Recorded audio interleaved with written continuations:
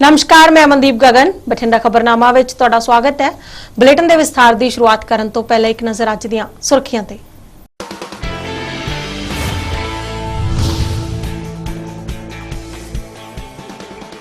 नरमे दी नवीं फसल ते मंडरा रहे गुलाबी सुंडी दे हमले ने किसानां दी वधाई चिंता। बीते साल खराब हुई फसल दे मुआवजे लई किसान अजे तक हो रहे हन खज्जल खुआर। खेतीबाड़ी विभाग के अफसरां दा दावा, नवीं फसल ते गुलाबी सुंडी दे हमले दा बठिंडा जिले च कोई मामला नहीं आया सामने।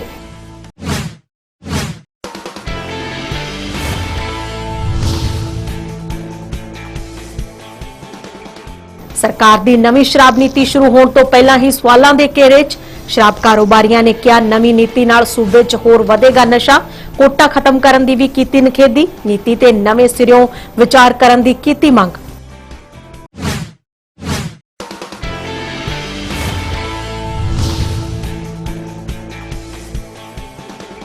सिविल हस्पताल बठिंडा दे DEI सेंटर च 4 दिनों तो लगातार हो रही है चोरी। शिकायतां देने के बावजूद भी पुलिस वालों कार्रवाई ना किए जाने दे लगे इल्जाम।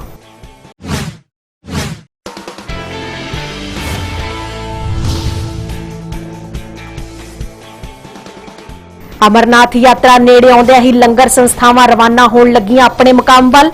बठिंडा दी धार्मिक संस्था ने भंडारे लई 8 ट्रक रसद कीते रवाना।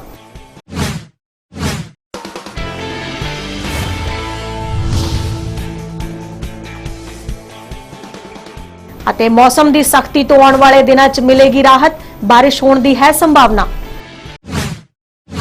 ते हुण खबरां विस्तार नाल। नरमे की नवीं फसल ते गुलाबी सुंडी दे हमले दे खदशे ने किसानां दे साह सुते हुए ने, जबकि दूजे पासे खेतीबाड़ी विभाग दे माहरां दा दावा है कि उन्हां वल्लों पिंडां च जाके सर्वेखण कीता जा रहा है ते बठिंडा जिले च गुलाबी सुंडी दे हमले दा कोई भी मामला अजे तक सामने नहीं आया। पहले इस नाल जुड़ी वेखते हैं एक रिपोर्ट। बीते वरे दौरान गुलाबी सुंडी दे हमले कारण मालवा बेल्ट विच नरमे दी फसल पूरी तरह बर्बाद हो गई सी ते हुण एक बार फिर तो किसानां दे अंदर सहम दा माहौल है, जिन्हां नूं नरमे दी फसल ते गुलाबी सुंडी दे हमले दा डर सता रिहा है, क्योंकि बीते वरे च फसल बर्बाद होण कारण आर्थिक मंदहाली नाल जूझ रहे किसान अजे इस तो बाहर नहीं निकले ते एक बार फिर गुलाबी सुंडी दे हमले दी शंका ने किसानां दे साह सुते होए हन। जिसलिए खेतीबाड़ी विभाग नूं चाहिदा है कि खेतां दा सर्वे करके किसानां दी इस चिंता नूं दूर करे ते जेकर कोई इस तरह की संभावना लगदी भी है तां इसदा समां रहिंदिआं हल कीता जावे तां जो किसान दी फसल बच सके। अजे बीते कल ही मानसा दे एक पिंड विच किसान ने गुलाबी सुंडी दे हमले कारण अपनी 1.5 एकड़ नरमे दी फसल वाह दित्ती सी।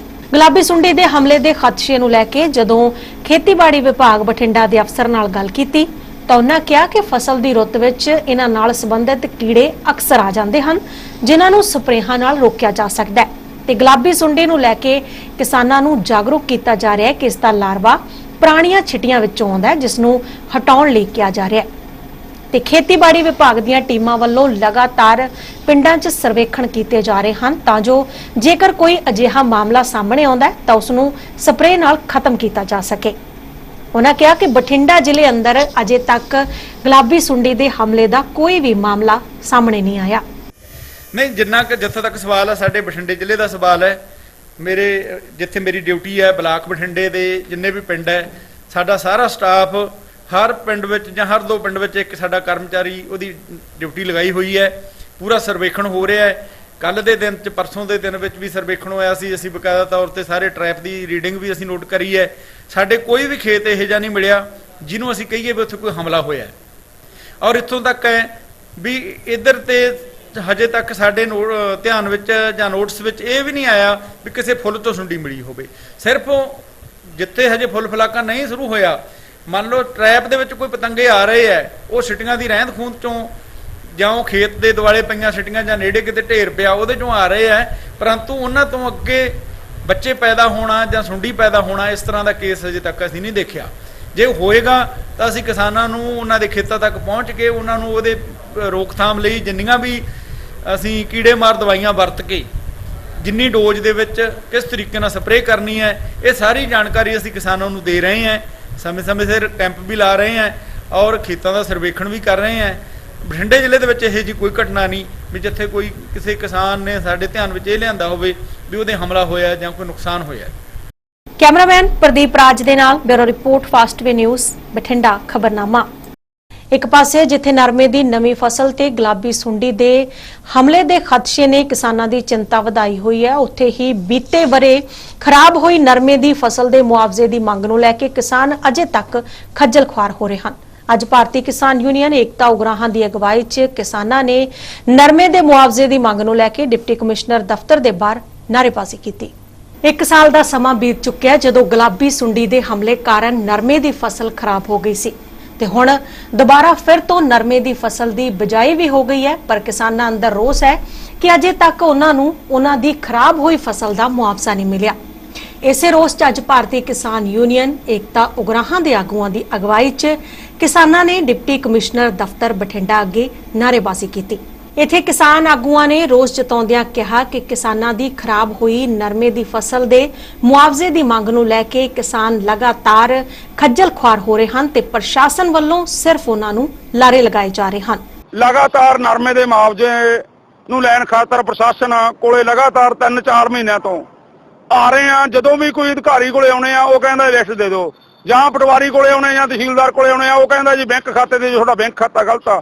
ਅਸੀਂ ਲਗਾਤਾਰ ਇੱਥੇ ਮਤਲਬ ਸਾਰੇ ਪਿੰਡਾਂ ਦੇ ਲੋਕ ਜਿਹੜੇ ਛੋਟੀ ਕਿਸਾਨੀ ਵਾਲੇ ਆ ਉਹ ਖੱਜਲ ਖਵਾਰ ਹੋ ਰਹੇ ਆ। ਕੋਈ ਉਹਨਾਂ ਦੇ ਖਾਤੇ 'ਚ ਰੁਪਈਆ ਨਹੀਂ ਆਏ। ਉਹ ਇੱਥੇ ਕਿਸਾਨ ਆਉਂਦੇ ਆ ਖੱਜਲ ਖਵਾਰ, ਅੱਜ ਨਹੀਂ ਕੱਲ ਨੂੰ, ਅੱਜ ਕੱਲ ਨੂੰ। ਲਗਾਤਾਰ ਅਸੀਂ ਹਰੇਕ ਅਧਿਕਾਰੀ ਨੂੰ ਮਿਲਨੇ ਆ ਤੇ ਜਦੋਂ ਅਸੀਂ ਧਰਨੇ ਮੁਜ਼ਾਹਰੇ ਲਾਉਣੇ ਆ ਫਿਰ ਇਹ ਕਹਿੰਦੇ ਆ ਇਹਦਾ ਧਰਨੇ ਮੁਜ਼ਾਹਰੇ ਲਾਉਣ ਵਾਲੀ ਇਹ ਨੰਗ ਕਿਸਾਨ ਆ ਤੇ ਤਾਂ ਕਰਕੇ ਸਾਡੀ ਮਜਬੂਰੀ ਆ, ਜਦੋਂ ਕੁਛ ਹੁੰਦਾ ਨਹੀਂ। ਕੈਮਰਾਮੈਨ ਪ੍ਰਿਤਪਾਲ ਸਿੰਘ ਦੇ ਨਾਲ bureau report fast way news Bathinda ਖਬਰਨਾਮਾ। ਸੂਬਾ ਸਰਕਾਰ ਦੀ ਨਵੀਂ ਸ਼ਰਾਬ ਨੀਤੀ ਸ਼ੁਰੂ ਹੋਣ ਤੋਂ ਪਹਿਲਾਂ ਹੀ ਸਵਾਲਾਂ ਦੇ ਘੇਰੇ 'ਚ ਹੈ। ਇਸੇ ਨਾਲ ਜੁੜੀ ਵਿਖਾਉਣਿਆ ਸਾਡੀ ਖਾਸ ਰਿਪੋਰਟ।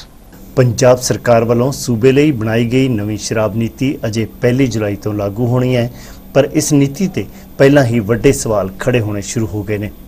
ਇਹ ਸਵਾਲ ਅਤੇ ਖਦਸ਼ੇ ਵੀ ਉਸ ਤਬਕੇ ਵੱਲੋਂ ਪ੍ਰਗਟਾਏ ਜਾ ਰਹੇ ਨੇ ਜੋ ਬੀਤੇ ਲੰਬੇ ਅਰਸੇ ਤੋਂ ਸ਼ਰਾਬ ਦੇ ਕਾਰੋਬਾਰ ਨਾਲ ਜੁੜੇ ਹੋਏ ਨੇ। ਇਹ ਤਬਕਾ ਹੈ ਸ਼ਰਾਬ ਕਾਰੋਬਾਰੀਆਂ ਦਾ। ਇਹਨਾਂ ਦਾ ਕਹਿਣਾ ਹੈ ਕਿ ਨਵੀਂ ਨੀਤੀ ਵਿੱਚ ਕਈ ਗੰਭੀਰ ਖਾਮੀਆਂ ਹਨ ਜਿਨ੍ਹਾਂ ਤੇ ਲਾਗੂ ਕਰਨ ਤੋਂ ਪਹਿਲਾਂ ਗੰਭੀਰਤਾ ਨਾਲ ਵਿਚਾਰ ਕਰਕੇ ਸੋਧ ਕਰਨੀ ਬਣਦੀ ਹੈ। ਇਹਨਾਂ ਸ਼ਰਾਬ ਕਾਰੋਬਾਰੀਆਂ ਦਾ ਕਹਿਣਾ ਹੈ ਕਿ ਇਸ ਪਾਲਿਸੀ ਦੇ ਚਲਦਿਆਂ ਜਿੱਥੇ ਉਹਨਾਂ ਲਈ ਇਹ ਕਾਰੋਬਾਰ ਕਰਨਾ ਵੀ ਔਖਾ ਹੋਵੇਗਾ, ਉੱਥੇ ਹੀ ਇਸ ਨਾਲ ਪੰਜਾਬ ਵਿੱਚ ਨਸ਼ਾ ਹੋਰ ਵਧਣ ਦਾ ਵੀ ਖਦਸ਼ਾ ਹੈ।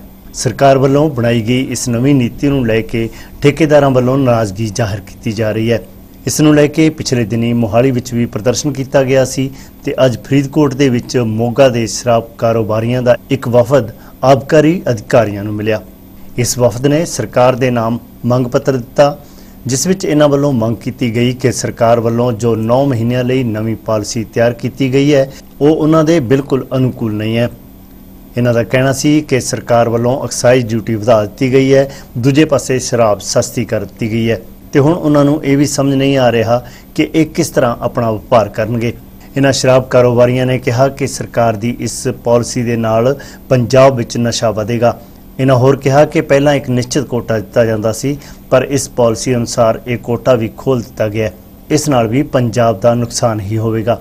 ਇਹਨਾਂ ਸ਼ਰਾਬ ਕਾਰੋਬਾਰੀਆਂ ਨੇ ਮੰਗ ਕੀਤੀ ਕਿ ਸਰਕਾਰ ਇਸ ਨੀਤੀ ਨੂੰ ਲਾਗੂ ਕਰਨ ਤੋਂ ਪਹਿਲਾਂ ਚੰਗੀ ਤਰ੍ਹਾਂ ਘੋਖੇ ਸ਼ਰਾਬ ਕਾਰੋਬਾਰੀਆਂ ਨੂੰ ਵੀ ਭਰੋਸੇ 'ਚ ਲਵੇ ਅਤੇ ਲੋੜ ਅਨੁਸਾਰ ਇਸ ਨੀਤੀ ਵਿੱਚ ਸੋਧ ਕੀਤੀ ਜਾਵੇ।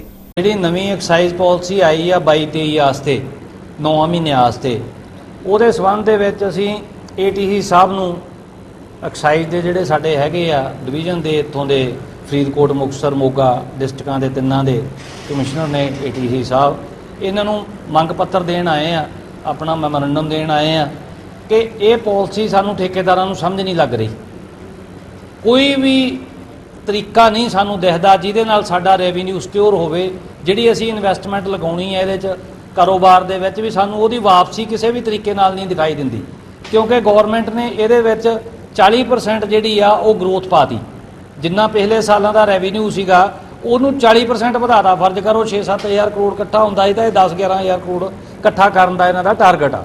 ਤੇ ਜੇ 40% ਗਰੋਥ ਪਾਈ ਆ ਤੇ ਦੂਜੇ ਪਾਸੇ ਜਿਹੜੇ ਰੇਟ ਆ ਉਹ ਅੱਧੇ ਕਰਤੇ, ਵੀ ਬਹੁਤ ਰੇਟ ਘਟਾ ਦੇ, ਡਿਕਰੀਜ਼ ਕਰਤੇ। ਪੂਰੇ ਅੱਧੇ ਨਹੀਂ ਕਹਿ ਲਓ ਕਿ ਲਗਭਗ ਮਤਲਬ ਤੁਸੀਂ ਸਮਝੋ ਵੀ ਰੇਟ ਇੰਨੇ ਘਟਾਤੇ। ਦੂਜੀ ਗੱਲ ਕਿ ਜਿਹੜਾ ਹੋਲਸੇਲ ਆ ਉਹ ਅੱਗੇ ਸਾਰੇ ਜ਼ਿਲ੍ਹਿਆਂ ਦੇ ਵਿੱਚ 2-2 4-4 ਹੋਲਸੇਲ ਹੁੰਦੇ ਸੀ ਤੇ ਕੰਪੀਟੀਸ਼ਨ ਦੇ ਵਿੱਚ ਠੇਕੇਦਾਰ ਜਿਹੜੀ ਆ ਉਹ ਅੰਗਰੇਜ਼ੀ ਸ਼ਰਾਬ ਜਿਹੜੀ ਆ ਹੋਲਸੇਲ ਤੋਂ ਖਰੀਦਦੇ ਸੀ ਤੇ ਸਾਰੀਆਂ ਕੰਪਨੀਆਂ ਦੇ ਰਿਟੇਲ ਜਿਹੜੇ ਸੀਗੇ ਆਪਣੇ L13 ਸੀਗੇ ਉਹਨਾਂ ਤੋਂ ਹੋਲਸੇਲ ਰਿਟੇਲ ਜਿਹੜੇ ਆ ਠੇਕੇਦਾਰ ਖਰੀਦਦੇ ਸੀ।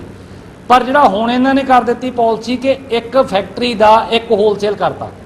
2 ਕੰਪਨੀਆਂ ਨੇ ਇੱਥੇ, ਇੱਕ ਪਰਨੋ ਰਿਕਾਰਡ ਤੇ ਇੱਕ ਡੈਜੀਓ, ਇਹਨਾਂ ਦੋਵਾਂ ਦਾ ਲਗਭਗ 80% ਜਿਹੜਾ ਉਹ ਬ੍ਰਾਂਡ ਵਿਕਦੇ ਆ। 80% ਦੋਵਾਂ ਕੰਪਨੀਆਂ ਦਾ ਮਾਲ ਪੰਜਾਬ 'ਚ ਲਗਭਗ ਵਿਕਦਾ। ਉਹ 2 ਕੰਪਨੀਆਂ ਦਾ ਇੱਕ ਹੋਲਸੇਲ ਹੋਊਗਾ ਸਾਰੇ ਪੰਜਾਬ ਦੇ ਵਿੱਚ। ਉਹਨਾਂ ਦਾ ਜਿਹੜਾ ਰੈਵਨਿਊ ਆ ਇਹਨਾਂ ਨੇ ਪ੍ਰੋਫਿਟ ਮਾਰਜਨ ਆ ਉਹ ਫਿਕਸ ਕਰਤਾ। ਪਹਿਲਾਂ ਇਹ L1 ਜਿਹੜੇ ਸਾਡੇ ਹੁੰਦੇ ਸੀ, ਇੱਕ ਜ਼ਿਲ੍ਹੇ 3-3 4-4 ਹੁੰਦੇ ਸੀ ਤੇ ਸਾਰੇ ਪੰਜਾਬ ਦੀ ਆਪਾਂ ਗੱਲ ਕਰੀਏ ਲਗਭਗ, ਮੈਨੂੰ ਪ੍ਰੋਪਰ ਗਿਣਤੀ ਤਾਂ ਨਹੀਂ ਪਤਾ, ਲਗਭਗ 100 ਦੇ ਨੇੜੇ L1 ਹੋਣਗੇ ਸਾਰੇ ਪੰਜਾਬ ਦੇ ਵਿੱਚ, ਜਿਹੜੇ ਕਿ ਹੁਣ ਟੋਟਲ 5-6 ਬਣ ਜਾਣਗੇ। ਵੀ 5-6 ਵੀ ਮੈਕਸਿਮਮ ਮੈਂ ਗੱਲ ਕਰਦਾ, ਸ਼ਾਇਦ ਇਦੋਂ ਵੀ ਘੱਟ ਰਹਿ ਜਾਣ। ਤੇ ਪਰ ਜਿਨ੍ਹਾਂ ਦੇ ਵਿੱਚੋਂ ਦੋਵਾਂ L1 ਦੇ ਕੋਲੇ 80% ਮਾਲ ਜਿਹੜਾ 2 L1 ਜਿਹੜੇ ਆ ਵੇਚਣਗੇ। ਹੁਣ ਜਦੋਂ ਉਹਨਾਂ ਤੋਂ ਅਸੀਂ ਮਾਲ ਲਵਾਂਗੇ, ਪਹਿਲਾਂ ਜਿਹੜਾ ਇਨਬਿਲਟ ਮਾਰਜਨ ਸੀ ਉਹ 5% ਸੀ ਉਹਨਾਂ ਦਾ L1 ਦਾ ਥੋਕ ਦਾ, ਹੁਣ ਉਹ ਫਿਕਸ ਮਾਰਜਨ ਜਿਹੜਾ 10% ਕਰਤਾ। ਦੂਜੀ ਗੱਲ, ਪਹਿਲਾਂ ਸਾਨੂੰ ਕੰਪਨੀਆਂ ਰਿਬੇਟ ਦਿੰਦੀਆਂ ਸੀ ਮਾਲ ਵੇਚਣ ਲਈ ਕਿ ਸਾਡਾ ਮਾਲ ਵੇਚੋ ਇੰਨਾ ਤੁਹਾਨੂੰ ਡਿਸਕਾਊਂਟ ਦਿੰਨੇ ਆ। ਹੁਣ ਉਹ ਡਿਸਕਾਊਂਟ ਵੀ ਉੱਥੇ ਆਊਗਾ, ਉਹ ਆਪਦੀ ਮਰਜ਼ੀ ਨਾਲ ਸਾਨੂੰ ਡਿਸਕਾਊਂਟ ਦੇਣ ਨਾ ਦੇਣ, ਉਹਦਾ 25% ਡਿਸਕਾਊਂਟ ਸਾਨੂੰ ਗਾਂ ਅੱਗੇ ਰਿਲੀਜ਼ ਕਰਨ, 10% ਕਰਨ, ਜਿੰਨਾ ਉਹਨਾਂ ਦੀ ਮਰਜ਼ੀ ਦੇ ਉੱਤੇ ਡਿਪੈਂਡ ਆ। ਕਿ ਲਗਭਗ ਕਹਿਣ ਦਾ ਮਤਲਬ ਜੇ 40% ਸਾਨੂੰ ਉਧਰੋਂ ਖਰਚਾ ਮਤਲਬ ਵਧਾਤਾ, ਇਹਨਾਂ ਨੇ ਗਰੋਥ ਵਧਾਤੀ, ਤਾਂ ਜਿਹੜੀ ਸਾਡੀ ਪਰਚੇਜ ਆ ਉਹ ਵੀ 5-7% ਸਾਡੀ ਜਿਹੜੀ ਆ ਉਹ ਵੱਧ ਜੂਗੀ। ਤਾਂ ਜਿਹੜੀ ਇਹਨਾਂ ਨੇ ਪਾਲਿਸੀ ਬਣਾਈ ਆ, ਪਹਿਲਾਂ ਪਾਲਿਸੀ ਸਾਰੀ ਬੇਸਡ ਹੁੰਦੀ ਸੀ ਕੰਟਰੀ ਲਿਕਰ ਤੇ, ਜਿਹੜੀਆਂ ਆਪਣੇ ਪੰਜਾਬ ਦੇ ਡਿਸਟਿਲਰੀਆਂ ਲੱਗੀਆਂ ਉਹਨਾਂ ਦਾ ਮਾਲ ਜ਼ਿਆਦਾ ਵਿਕਦਾ ਸੀ, ਦੇਸੀ ਸ਼ਰਾਬ ਜਿਹਨੂੰ ਆਪਾਂ ਕਹਿੰਦੇ ਸੀ PML। ਪਰ ਜਿਹੜੀ ਹੁਣ ਇਹਨਾਂ ਨੇ ਪਾਲਿਸੀ ਬਣਾਈ ਆ ਉਹਦੇ PML ਦਾ ਕੋਟਾ ਫਿਕਸ ਕਰਤਾ, ਅੰਗਰੇਜ਼ੀ ਦਾ IMFL ਜਿਹਨੂੰ ਕਹਿੰਦੇ ਆ ਉਹਦਾ, ਤੇ ਬੀਅਰ ਦਾ ਕੋਟਾ ਬਿਲਕੁਲ ਓਪਨ ਕਰਤਾ। ਉਹ ਉੱਤੇ ਕੋਈ ਪਰਮਿਟ ਫੀਸ ਨਹੀਂ। ਪਹਿਲਾਂ ਜਿਹੜਾ ਸਾਡੇ ਤੋਂ ਰੈਵਨਿਊ ਲਿਆ ਜਾਂਦਾ ਸੀ, ਫਰਜ਼ ਕਰੋ ਉਹ 30 ਕਰੋੜ, ਜਿਵੇਂ ਹੁਣ ਇਹਨਾਂ ਨੇ ਇੱਕ ਗਰੁੱਪ 30 ਕਰੋੜ ਦਾ ਅਪਰੋਕਸੀਮੇਟਲੀ ਬਣਾਇਆ, ਤੇ ਅੱਗੇ ਸਾਨੂੰ 30 ਕਰੋੜ ਦਾ ਕੋਟਾ ਦਿੱਤਾ ਜਾਂਦਾ ਸੀ ਕਿ ਜਿਹਦੇ 'ਚ ਉਹ ਸਾਰਾ ਪੈਸਾ ਗਿਣਿਆ ਜਾਂਦਾ ਸੀ ਕਿ ਇੰਨੀ ਪਰਮਿਟ ਫੀਸ ਆ, ਇੰਨੇ ਦੀ ਤੁਹਾਨੂੰ ਸ਼ਰਾਬ ਜਿਹੜੀ ਆ ਮਿਲੂਗੀ, ਨਾਲ ਉਹ ਤੇ ਇੰਨੀ ਡਿਊਟੀ ਲੱਗੂਗੀ, ਇੰਨੇ ਹੀ ਤੁਹਾਨੂੰ ਘਰੇ ਪਊਗੀ, ਇੰਨਾ ਤੁਹਾਡਾ ਮਾਰਜਨ ਆ ਤੇ ਇੰਨੇ ਹੀ ਤੁਸੀਂ ਵੇਚੋਗੇ। ਉਹਨੂੰ ਅਸੀਂ ਇੰਸੀਡੈਂਸ ਕਹਿੰਦੇ ਸੀ ਕਿ ਇੰਸੀਡੈਂਸ ਕੱਢ ਕੇ ਕੋਟਾ ਬਣਾ ਕੇ ਸਾਨੂੰ ਦਿੰਦੇ ਸੀ ਤੇ ਅਸੀਂ ਆਪਦਾ ਮਾਰਜਨ ਵਿੱਚ ਐਡ ਹੁੰਦਾ ਸੀ, ਸਰਕਾਰ ਵੱਲੋਂ ਹੀ ਰੇਟ ਫਿਕਸ ਹੁੰਦੇ ਸੀ, ਉਹ ਅਸੀਂ ਵੇਚਦੇ ਸੀ। ਹੁਣ ਕੀ ਆ ਕਿ ਜਿਹੜਾ ਤਾਂ ਰੈਵਨਿਊ ਆ ਉਹ ਤਾਂ 200 ਫਰਜ਼ ਕਰੋ 40% ਵੱਧ ਕੇ 6000-7000 ਕਰੋੜ ਤੋਂ 10-11 ਕਰੋੜ ਬਣ ਗਿਆ। ਤੇ ਜਿਹੜਾ ਅੱਗੇ ਸਾਡੀ ਦੇਸੀ ਸ਼ਰਾਬ ਦੀ ਜਿਹੜੀ ਸੇਲ ਸੀ, ਜਿਹਨੂੰ ਅਸੀਂ ਗੱਲਾ ਕਹਿੰਦੇ ਆ ਦੇਸੀ ਸ਼ਰਾਬ ਦਾ, ਉਹ 280 ਰੁਪਏ 270 ਰੁਪਏ ਦਾ ਗੱਲਾ ਆਉਂਦਾ ਸੀ ਦੇਸੀ ਦਾ, ਤੇ ਅੰਗਰੇਜ਼ੀ ਦਾ ਗੱਲਾ ਆਉਂਦਾ 600-650 ਰੁਪਏ ਦਾ। ਗੱਲਾ ਕਹਿੰਦੇ ਆ ਕਿ ਟੋਟਲ ਜਿਹੜੀ ਸੇਲ ਹੋਈ ਉਹਦੀ ਪਰ ਬੋਤਲ ਐਵਰੇਜ ਸੇਲ ਨੂੰ ਅਸੀਂ ਗੱਲਾ ਕਹਿੰਦੇ ਆ ਜਿਹੜੇ ਠੇਕੇਦਾਰਾਂ ਦੀ ਭਾਸ਼ਾ 'ਚ। ਦੇਸੀ ਸ਼ਰਾਬ ਦਾ ਜਿਹੜਾ ਐਵਰੇਜ ਸੇਲ ਸੀ ਬੋਤਲ ਮਗਰ ਉਹ 270-80 ਸੀ ਤੇ ਅੰਗਰੇਜ਼ੀ ਦੀ 600-650 ਸੀ। ਜਿਹੜੀ ਕਿ ਹੁਣ ਐਵਰੇਜ ਸੇਲ ਜਿਹੜੀ ਆਊਗੀ ਉਹ ਮੇਰਾ ਖਿਆਲ ਅੱਧੀ ਵੀ ਨਹੀਂ ਆ ਸਕਦੀ, ਅੱਧੀ ਕੀ ਸਮਝੋ ਤੁਸੀਂ 35-40% ਆਊਗੀ। ਵੀ ਸੇਲ ਦੀ ਘਟ ਗਈ 35-40% ਤੇ ਰਹਿ ਗਈ, ਮਤਲਬ ਤੀਜਾ ਹਿੱਸਾ ਰਹਿ ਗਿਆ ਉਹ ਜਿਹੜਾ ਪਰ ਬੋਤਲ ਸੇਲ ਦਾ ਰੇਟ ਆ, ਤੀਜਾ ਹਿੱਸਾ ਰਹਿ ਗਿਆ। ਰੈਵਨਿਊ 40% ਵੱਧ ਗਿਆ, ਲਗਭਗ ਡੂਢਾ ਹੋ ਗਿਆ। ਤੇ ਜਿਹੜਾ ਹੁਣ ਸ਼ਰਾਬ ਵਿਕੂਗੀ ਉਹ ਕਿੰਨੀ ਸ਼ਰਾਬ ਅਸੀਂ ਵੇਚਾਂਗੇ ਤਾਂ ਪੈਸੇ ਪੂਰੇ ਹੋਣਗੇ, ਮਤਲਬ 2.5-3 ਗੁਣਾ ਸ਼ਰਾਬ ਵਿਕੂਗੀ ਤਾਂ ਫਿਰ ਪੈਸੇ ਪੂਰੇ ਹੋਣਗੇ। ਉਹ 2.5-3 ਗੁਣਾ ਸ਼ਰਾਬ ਅਸੀਂ ਪਿਆਵਾਂਗੇ ਕਿਹਨੂੰ? ਪੀਣ ਵਾਲੇ ਤਾਂ ਉਨੇ ਹੀ ਆ ਨਾ ਪੰਜਾਬ ਦੇ ਵਿੱਚ ਬਾਈ ਜੀ, ਜਿੰਨੀ ਪਹਿਲਾਂ ਕੋਟੇ ਦੇ ਨਾਲ ਸ਼ਰਾਬ ਵਿਕਦੀ ਸੀ ਉਦੋਂ 3 ਗੁਣਾ ਸ਼ਰਾਬ 2.5 ਗੁਣਾ ਸ਼ਰਾਬ ਅਸੀਂ ਕਿਹਨੂੰ ਵੇਚਾਂਗੇ? ਤੇ ਜਿਹੜੇ ਕੋਈ 2.5-3 ਗੁਣਾ ਖਰੀਦਣਗੇ ਉਹਨਾਂ ਦਾ ਹਾਲ ਕੀ ਹੋਊਗਾ? ਦੇਖੋ ਸਰਕਾਰ ਦੀਆਂ ਪਾਲਿਸੀਆਂ ਹੁੰਦੀਆਂ ਨੈਸੈਸਿਟੀ ਨੂੰ ਪੂਰਾ ਕਰਨ ਵਾਸਤੇ। ਹੁਣ ਇਹ ਨੈਸੈਸਿਟੀ ਨੂੰ ਪੂਰਾ ਕਰਨ ਵਾਲੀ ਪਾਲਿਸੀ ਨਹੀਂ ਗੀ, ਇਹ ਨਸ਼ਿਆਂ ਨੂੰ ਬੜਾਵਾ ਦੇਣ ਵਾਲੀ ਪਾਲਿਸੀ ਆ। ਠੀਕ ਆ, ਸਰਕਾਰ ਦਾ ਹੱਕ ਬਣਦਾ ਰੈਵਨਿਊ ਜਨਰੇਟ ਕਰਨ ਦਾ, ਰੈਵਨਿਊ ਸਰਕਾਰ ਜਨਰੇਟ ਕਰੂਗੀ ਤਾਂ ਹੀ ਡਿਵੈਲਪਮੈਂਟ ਹੋਊਗੀ, ਤਾਂ ਹੀ ਖਰਚੇ ਸਰਕਾਰ ਕਰੂਗੀ। ਪਰ ਉਹ ਕਿਹਦੇ ਬੇਸ ਤੇ? ਉਹ ਵੱਡੇ ਵਪਾਰੀਆਂ ਨੂੰ ਮਾਰਨ ਦੇ ਬੇਸ ਦੇ ਉੱਤੇ ਤਾਂ ਨਹੀਂ ਰੈਵਨਿਊ ਕਰਨਾ ਕਲੈਕਟ, ਵੀ ਵੱਡਿਆਂ ਨੂੰ ਮਾਰ ਦਿਓ ਥੱਲੇ ਘੱਟ ਦੇ ਦਿਓ। ਉਹ ਘੱਟ ਦੇਣਾ ਹੈ ਤਾਂ ਯਾਰ ਗਵਰਨਮੈਂਟ ਪਾਲਿਸੀ ਐਸੀ ਬਣਾਵੇ, ਵੱਡੇ ਵਪਾਰੀ ਤਾਂ ਨਾ ਤਬਾਹ ਕਰ ਦਿਓ। ਵਪਾਰ ਮੁੱਕ ਜੂ ਪੰਜਾਬ ਚੋਂ, ਵਪਾਰੀ ਭੱਜ ਜਾਣਗੇ ਪੰਜਾਬ ਛੱਡ ਕੇ ਦੂਜੀਆਂ ਸਟੇਟਾਂ ਨੂੰ, ਤੇ ਤੁਹਾਡੀ ਇਨਵੈਸਟਮੈਂਟ ਤਾਂ ਪਹਿਲਾਂ ਹੀ ਕੈਨੇਡਾ ਅਮਰੀਕਾ ਨੂੰ ਤੁਰੀ ਜਾਂਦੀ ਪੰਜਾਬ ਦੀ। ਤੇ ਹੁਣ ਜਿਹੜੇ ਲੋਕਲ ਪੰਜਾਬ ਦੇ ਵਪਾਰੀ ਆ, ਕੋਈ ਕੱਲ ਨੂੰ ਸਰਸੇ ਨੂੰ ਤੁਰ ਜੂਗਾ, ਹਰਿਆਣੇ ਵੱਲ ਨੂੰ ਤੁਰ ਜੂ, ਕੋਈ ਹਿਮਾਚਲ ਵੱਲ ਨੂੰ ਤੁਰ ਜੂਗਾ, ਕੋਈ ਹੋਰ ਕਿਤੇ ਤੁਰ ਜੂ। ਹੁਣ ਵੀ ਲੋਕ ਤੁਰ ਗਏ, ਬੰਦੇ ਸਾਡੇ ਕੰਮ ਲਿਆ ਜਾ ਕੇ ਲੋਕਾਂ ਨੇ ਛੱਡ ਕੇ ਪੰਜਾਬ ਦੇ ਕਾਰੋਬਾਰ ਬਾਹਰਲੀਆਂ ਸਟੇਟਾਂ ਨੂੰ ਤੁਰ ਗਏ। ਫਰੀਦਕੋਟ ਤੋਂ ਡਿੰਪੀ ਸੰਧੂ, ਗੁਰਜੀਤ ਰਮਾਣਾ ਤੇ ਰਾਜੀਵ ਸ਼ਰਮਾ ਦੇ ਨਾਲ bureau report, Fastway news. Civil ਹਸਪਤਾਲ ਬਠਿੰਡਾ ਦੇ DEI ਸੈਂਟਰ 'ਚ ਬੀਤੇ 4 ਦਿਨਾਂ ਤੋਂ ਲਗਾਤਾਰ ਚੋਰੀ ਹੋ ਰਹੀ ਹੈ ਤੇ ਵਾਰ-ਵਾਰ ਸ਼ਿਕਾਇਤਾਂ ਦੇਣ ਦੇ ਬਾਵਜੂਦ ਵੀ ਪੁਲਿਸ ਵੱਲੋਂ ਕੋਈ ਕਾਰਵਾਈ ਨਾ ਕੀਤੇ ਜਾਣ ਦੇ ਇਲਜ਼ਾਮ ਲੱਗੇ ਹਨ। ਵੇਖਦੇ ਹਾਂ ਕੀ ਇਹ ਪੂਰੀ ਖਬਰ। ਪਹਿਲਾਂ ਤੁਸੀਂ ਇਹ CCTV ਫੁਟੇਜ ਦੇਖੋ ਕਿ ਕਿੰਨੇ ਆਰਾਮ ਨਾਲ ਦਿਨ ਦਿਹਾੜੇ ਖਿੜਕੀ ਤੋਂ ਇੱਕ ਵਿਅਕਤੀ ਅੰਦਰ ਆਇਆ ਤੇ ਫਿਰ ਸਾਰੇ ਕਮਰਿਆਂ 'ਚ ਘੁੰਮ ਫਿਰ ਰਿਹਾ, ਜਿਸ ਦਾ ਮੂੰਹ ਕੱਪੜੇ ਨਾਲ ਬੰਨਿਆ ਹੋਇਆ ਹੈ। ਹੁਣ ਤੁਹਾਨੂੰ ਦੱਸਦੇ ਹਾਂ ਕਿ ਇਹ CCTV ਫੁਟੇਜ ਕਿੱਥੋਂ ਦੀ ਹੈ। ਇਹ ਕਿਸੇ ਸੁਨਸਾਨ ਜਗ੍ਹਾ ਜਾਂ ਕਿਸੇ ਖਾਲੀ ਪਏ ਦਫ਼ਤਰ ਦੀ ਨਹੀਂ, ਬਲਕਿ ਸਿਵਲ ਹਸਪਤਾਲ ਬਠਿੰਡਾ 'ਚ ਬਣੇ ਹੋਏ DEIC ਸੈਂਟਰ ਦੀ ਹੈ, ਜਿੱਥੇ ਸ਼ੁੱਕਰਵਾਰ ਤੋਂ ਲੈ ਕੇ ਬੁੱਧਵਾਰ ਤੱਕ ਲਗਾਤਾਰ 4 ਵਾਰ ਚੋਰੀ ਹੋ ਚੁੱਕੀ ਹੈ ਤੇ ਚੋਰ ਬੜੇ ਆਰਾਮ ਨਾਲ ਇੱਥੇ ਆਉਂਦੇ ਹਨ ਤੇ ਨਿਤ ਦਿਨ ਕੋਈ ਨਾ ਕੋਈ ਸਮਾਨ ਚੋਰੀ ਕਰਕੇ ਫਰਾਰ ਹੋ ਜਾਂਦੇ ਹਨ। ਇੱਥੇ ਲੱਗੇ ਕੰਪਿਊਟਰ, ਉਹਨਾਂ ਨਾਲ ਜੁੜੀਆਂ ਮਸ਼ੀਨਾਂ ਦੇ ਪਾਰਟ, ਦਰਵਾਜ਼ਿਆਂ ਦੇ ਕੁੰਡੇ, ਵਾਸ਼ਰੂਮ ਦੇ ਦਰਵਾਜ਼ੇ ਨੂੰ ਕੱਟ ਕੇ ਇੱਥੋਂ ਤੱਕ ਕਿ ਪਰਦੇ ਤੇ ਚਾਦਰਾਂ ਤੱਕ ਵੀ ਚੋਰਾਂ ਨੇ ਨਹੀਂ ਛੱਡੀਆਂ। ਤੇ ਹੈਰਾਨੀ ਦੀ ਗੱਲ ਇਹ ਹੈ ਕਿ ਪਹਿਲੀ ਚੋਰੀ ਹੋਣ ਤੋਂ ਬਾਅਦ ਤੋਂ ਹੁਣ ਤੱਕ ਦੀਆਂ ਚੋਰੀਆਂ ਬਾਬਤ ਸ਼ਿਕਾਇਤ ਦੇਣ ਦੇ ਬਾਵਜੂਦ ਵੀ ਪੁਲਿਸ ਵੱਲੋਂ ਕੋਈ ਕਾਰਵਾਈ ਨਾ ਕੀਤੇ ਜਾਣ ਦੀ ਗੱਲ ਕਹੀ ਜਾ ਰਹੀ ਹੈ। ਸੁਣਾ ਦਿੰਨੇ ਆ ਇੱਥੇ ਕੰਮ ਕਰਨ ਵਾਲੇ ਪੈਥੋਲੋਜਿਸਟ ਦੀ ਜ਼ੁਬਾਨੀ ਕਿ ਕਿਵੇਂ ਲਗਾਤਾਰ ਇੱਥੇ ਚੋਰੀ ਦੀਆਂ ਘਟਨਾਵਾਂ ਵਾਪਰ ਰਹੀਆਂ ਹਨ। ਇਹ ਆਪਣੇ DIC ਸੈਂਟਰ ਬਣਿਆ ਹੋਇਆ ਸਿਵਲ ਹਸਪੀਟਲ ਦੇ ਅੰਦਰ, ਉੱਥੇ ਹੋਈ ਹੈ ਤੇ ਇਹ ਚੋਰੀ ਆਪਣੀ ਪਹਿਲੇ ਦਿਨ ਹੋਈ ਹੈ ਫਰਾਈਡੇ ਨੂੰ 3:15 ਵਜੇ ਦੁਪਹਿਰੇ। ਉਸ ਤੋਂ ਬਾਅਦ ਇਹ ਸੈਕਿੰਡ ਡੇ ਹੋਈ ਆ ਸੰਡੇ ਨੂੰ, ਉਸ ਤੋਂ ਬਾਅਦ ਮੰਡੇ ਨੂੰ, ਟਿਊਜ਼ਡੇ ਨੂੰ ਤੇ ਅੱਜ 4th ਟਾਈਮ ਹੈ। ਹਾਂਜੀ, ਲਗਾਤਾਰ 3-4 ਦਿਨ ਹੋ ਗਏ ਹੋ ਰਹੀ ਹੈ ਚੋਰੀ। ਇਹਦੇ ਵਿੱਚ ਹੀ ਆ ਸਾਡਾ ਕੰਨਾਂ ਦੀ ਸੁਣਨ ਵਾਲੀ ਮਸ਼ੀਨ ਦੇ ਨਾਲ ਕੰਪਿਊਟਰ ਅਟੈਚ ਸੀਗਾ, ਇੱਕ ਤੋਂ ਲੈ ਕੇ ਗਏ ਆ। ਇੱਕ ਉਹਨਾਂ ਦੇ ਕੁਝ ਪਾਰਟ ਸੀਗੇ ਮਸ਼ੀਨਾਂ ਦੇ, ਉਹ ਵੀ ਉਹਨਾਂ ਨੇ ਚੋਰੀ ਕੀਤੇ। ਤਾਰਾਂ ਵਗੈਰਾ ਲੱਗੀਆਂ ਹੋਈਆਂ ਸੀ, ਉਹ ਲੈ ਕੇ ਗਏ ਆ। ਇੱਕ ਵਾਸ਼ਰੂਮ ਜੋ ਆਪਣਾ ਲੇਡੀਜ਼ ਵਾਸ਼ਰੂਮ ਹੈ, ਉਹਦੇ ਅੰਦਰ 2 ਦਰਵਾਜ਼ੇ ਸੀਗੇ, ਉਹਨਾਂ ਨੇ ਕੱਟ ਕੇ ਉਹਨਾਂ ਦੇ ਪਾਰਟਸ ਕੱਟ ਕੇ ਉਹ ਲੈ ਕੇ ਗਏ ਆ। ਬਾਕੀ ਕਿਚਨ ਦੇ ਵਿੱਚ ਥੋੜਾ ਬਹੁਤ ਸਮਾਨ ਸੀਗਾ, ਕਰਟਨ ਵਗੈਰਾ ਸੀਗੇ, ਚਾਦਰ ਸੀਗੀ, ਉਹ ਲੈ ਕੇ ਗਏ ਕਾਫੀ ਸਮਾਨ ਦਾ ਅੰਦਾਜ਼ਾ ਤੁਸੀਂ 10,000 ਤੋਂ ਉੱਪਰ ਲੈ ਕੇ ਚੱਲੋ ਜੀ। ਇੱਕ ਤਾਂ ਕੰਪਿਊਟਰ ਦਾ ਇਕੱਲਾ 10,000 ਦਾ ਹੈ, ਠੀਕ ਹੈ। ਬਾਕੀ ਜੋ ਹੈਗਾ ਆਪਣਾ ਉਸ ਤੋਂ ਜ਼ਿਆਦਾ ਹੀ ਹੋਊਗਾ। ਕੰਪਲੇਂਟ ਆਪਾਂ 3-4 ਕੰਪਲੇਂਟ ਭੇਜ ਚੁੱਕੇ ਹਾਂ ਜੀ ਤੇ ਹਜੇ ਤੱਕ ਤਾਂ ਕੋਈ ਰਿਸਪੌਂਸ ਨਹੀਂ ਹੈਗਾ ਗਾ। ਹਜੇ ਤੱਕ ਤਾਂ ਲਗਾਤਾਰ ਚੋਰੀ ਕਰ ਹੀ ਰਿਹਾ, ਕੋਈ ਕਾਰਵਾਈ ਨਹੀਂ ਹੋ ਰਹੀ ਹਲੇ ਤੱਕ ਤਾਂ। ਮਤਲਬ ਹੁਣ ਤਾਂ ਇੱਥੇ ਸੇਫ ਹੈ ਨਹੀਂ ਗਾ। ਇਵਨ ਕਿ ਉਹਨਾਂ ਨੇ ਕੁੰਡੇ ਵੀ ਸਾਰੇ ਦਰਵਾਜ਼ਿਆਂ ਦੇ ਤੁਸੀਂ ਦੇਖ ਸਕਦੇ ਹੋ, ਉੱਧਰ ਸਾਰੇ ਕੁੰਡੇ ਵੀ ਉਹਨਾਂ ਨੇ ਪੱਟਦੇ ਹੋਏ ਆ। ਹੁਣ ਇਹ ਹੈ ਕਿ ਹੁਣ ਕੋਈ ਵੀ ਦਰਵਾਜ਼ਾ ਲੌਕ ਨਹੀਂ ਹੋ ਰਿਹਾ ਗਾ, ਸਾਰੇ AC ਸਾਡੇ ਓਪਨ ਆ। ਹੁਣ ਇਹ ਮਤਲਬ ਕਿ ਸਾਰੇ ਕੋਈ ਵੀ ਚੀਜ਼ ਸੇਫ ਨਹੀਂ ਹੈਗੀ ਇੱਥੇ। ਇਵਨ ਕਿ ਅਸੀਂ ਇਸੇ ਲਈ ਮਸ਼ੀਨਾਂ ਵੀ ਥੋੜੀ ਸੇਫ ਜਗ੍ਹਾ ਤੇ ਰਖਵਾਈਆਂ ਹੈਗੀਆਂ ਤਾਂ ਕਿ ਵੀ ਹੁਣ ਉਹ ਜ਼ਿਆਦਾ ਨੁਕਸਾਨ ਨਾ ਹੋ ਸਕੇ। ਅਸੀਂ ਸਾਰੀ ਲੈਟਰਾਂ ਲਿਖ ਕੇ ਦੇ ਦਿੱਤੀਆਂ ਹੋਈਆਂ, ਜੋ ਵੀ ਸਮਾਨ ਦੀ ਚੋਰੀ ਹੋਈ ਆ ਸਭ ਕੁਝ ACS ਮੈਡਮ ਨੂੰ ਦਿੱਤਾ ਹੋਇਆ ਹੈਗਾ ਤੇ ਬਾਕੀ ਪਰ ਹਾਲੇ ਤੱਕ ਕੋਈ ਕਾਰਵਾਈ ਨਹੀਂ ਹੋਈ। ਨਾ ਹੀ ਸਾਨੂੰ ਕੋਈ ਸਿਕਿਉਰਿਟੀ ਗਾਰਡ ਪ੍ਰੋਵਾਈਡ ਕੀਤਾ ਗਿਆ ਇੱਥੇ ਤਾਂ ਕਿ ਜੋ ਰਾਤ ਨੂੰ ਇੱਥੇ ਸੇਫਟੀ ਹੋ ਸਕੇ। ਨਾ ਹੀ ਉਹਨਾਂ ਨੇ ਕੈਮਰੇ ਵਗੈਰਾ ਤੋੜ ਦਿੱਤੇ, ਨਾ ਹੀ ਉਹਨਾਂ ਦੀ ਕੋਈ ਰਿਪੇਅਰ ਕਰਵਾਈ ਗਈ ਹਾਲੇ ਤੱਕ। ਦੱਸ ਦਈਏ ਕਿ ਇਸ ਕੇਂਦਰੀ ਸੈਂਟਰ ਵਿੱਚ 0 ਤੋਂ 18 ਸਾਲ ਤੱਕ ਦੇ ਬੱਚਿਆਂ 'ਚ 30 ਗੰਭੀਰ ਬਿਮਾਰੀਆਂ ਦੀ ਜਾਂਚ ਹੁੰਦੀ ਹੈ ਤੇ ਇਹਨਾਂ ਚੋਰੀਆਂ ਕਾਰਨ ਇੱਥੋਂ ਕੰਪਿਊਟਰ ਤੇ ਹੋਰ ਜ਼ਰੂਰੀ ਮਸ਼ੀਨਾਂ ਚੋਰੀ ਹੋ ਜਾਣ ਕਾਰਨ ਬੱਚਿਆਂ ਦੀ ਜਾਂਚ ਤੇ ਇਲਾਜ ਪ੍ਰਭਾਵਿਤ ਹੋ ਰਿਹਾ, ਜਿਸ ਨੂੰ ਲੈ ਕੇ ਨਾ ਤਾਂ ਹਸਪਤਾਲ ਪ੍ਰਸ਼ਾਸਨ ਤੇ ਨਾ ਹੀ ਪੁਲਿਸ ਪ੍ਰਸ਼ਾਸਨ ਕੋਈ ਵੀ ਗੰਭੀਰ ਨਜ਼ਰ ਨਹੀਂ ਆ ਰਿਹਾ। ਇੱਥੇ ਜਾਂਚ ਲਈ ਆਉਣ ਵਾਲੇ ਬੱਚਿਆਂ ਨੂੰ ਫਰੀਦਕੋਟ ਰੈਫਰ ਕੀਤਾ ਜਾ ਰਿਹਾ ਤੇ ਜਾਂ ਫਿਰ ਉਹਨਾਂ ਨੂੰ ਵਾਪਸ ਭੇਜਿਆ ਜਾ ਰਿਹਾ, ਜਿਸ ਨਾਲ ਇੱਥੇ ਆਉਣ ਵਾਲੇ ਬੱਚੇ ਤੇ ਉਹਨਾਂ ਦੇ ਮਾਪੇ ਕਾਫੀ ਪਰੇਸ਼ਾਨ ਹੋ ਰਹੇ ਹਨ। ਉਹਨਾਂ ਦਾ ਕੋਈ ਟੈਸਟ ਨਹੀਂ ਹੋ ਰਿਹਾ ਜੀ। ਉਹਨਾਂ ਦੇ ਮਸ਼ੀਨਾਂ ਅਸੀਂ ਬੰਦ ਕਰ ਦਿੱਤੀਆਂ, ਉਸ ਦਿਨ ਦੀਆਂ ਕੰਮ ਸਾਰਾ ਠੱਪ ਹੋਇਆ ਪਿਆ। ਉਦਾਂ ਦਾ 4 ਦਿਨ ਹੋ ਗਿਆ, ਕੋਈ ਵੀ ਮਰੀਜ਼ ਅਸੀਂ ਤੇ ਟੈਸਟ ਨਹੀਂ ਕੀਤਾ ਹੈਗਾ ਗਾ ਤੇ ਉਹਨਾਂ ਨੂੰ ਸਾਰਿਆਂ ਨੂੰ ਜਾਂ ਤਾਂ ਫਿਰ ਫਰੀਦਕੋਟ ਭੇਜ ਰਹੇ ਹਾਂ ਜਾਂ ਵਾਪਸ ਭੇਜ ਰਹੇ ਹਾਂ। ਹਜੇ ਉਹਨਾਂ ਦਾ ਫੋਨ ਨੰਬਰ ਅਸੀਂ ਲੈ ਰਹੇ ਹਾਂ, ਜਦੋਂ ਮਸ਼ੀਨਾਂ ਆ ਜਾਣਗੀਆਂ ਅਸੀਂ ਉਹਨਾਂ ਨੂੰ ਦੁਬਾਰਾ ਬੁਲਾਵਾਂਗੇ, ਟੈਸਟ ਦੁਬਾਰਾ ਸ਼ੁਰੂ ਕਰਾਂਗੇ। ਪਰ 4 ਦਿਨ ਹੋ ਗਏ, ਕੋਈ ਕੰਮ ਨਹੀਂ ਹੋਇਆ ਇੱਥੇ। ਉਸ ਦਿਨ ਦਾ ਕੋਈ ਟੈਸਟ ਨਹੀਂ ਕੀਤਾ ਗਿਆ ਗਾ, ਨਾ ਹੀ ਕੋਈ ਸਿਰਫ ਬੋਲਣ ਵਾਲੇ ਬੱਚਿਆਂ ਦਾ ਇਲਾਜ ਕੀਤਾ ਜਾ ਰਿਹਾ, ਉਹ ਮੈਂ ਕਰ ਰਹੀ ਹਾਂ, ਠੀਕ ਹੈ। ਪਰ ਮਸ਼ੀਨਾਂ ਜਿਹੜੇ ਬੱਚਿਆਂ ਦੇ ਸੁਣਨ ਵਾਲੇ ਟੈਸਟ ਹੈ ਜਾਂ ਫਿਰ ਕੋਈ ਅੰਗਹੀਨਤਾ ਦਾ ਸਰਟੀਫਿਕੇਟ ਹੈ, ਸਾਰੇ ਕੰਮ ਬੰਦ ਹੋ ਚੁੱਕੇ ਆ ਉਦੋਂ ਦੇ, ਬਿਕੋਜ਼ ਉਹ ਮਸ਼ੀਨਾਂ ਦੀ ਸਾਰੀਆਂ ਲੈ ਕੇ ਜਾ ਚੁੱਕਿਆ ਹੈਗਾ ਤੇ ਇਸ ਲਈ ਸਾਡੇ ਕੋਲ ਹੁਣ ਕੋਈ ਵੀ ਫੈਸਿਲਿਟੀ ਪ੍ਰੋਵਾਈਡ ਹੈ ਹੀ ਨਹੀਂ ਗੀ।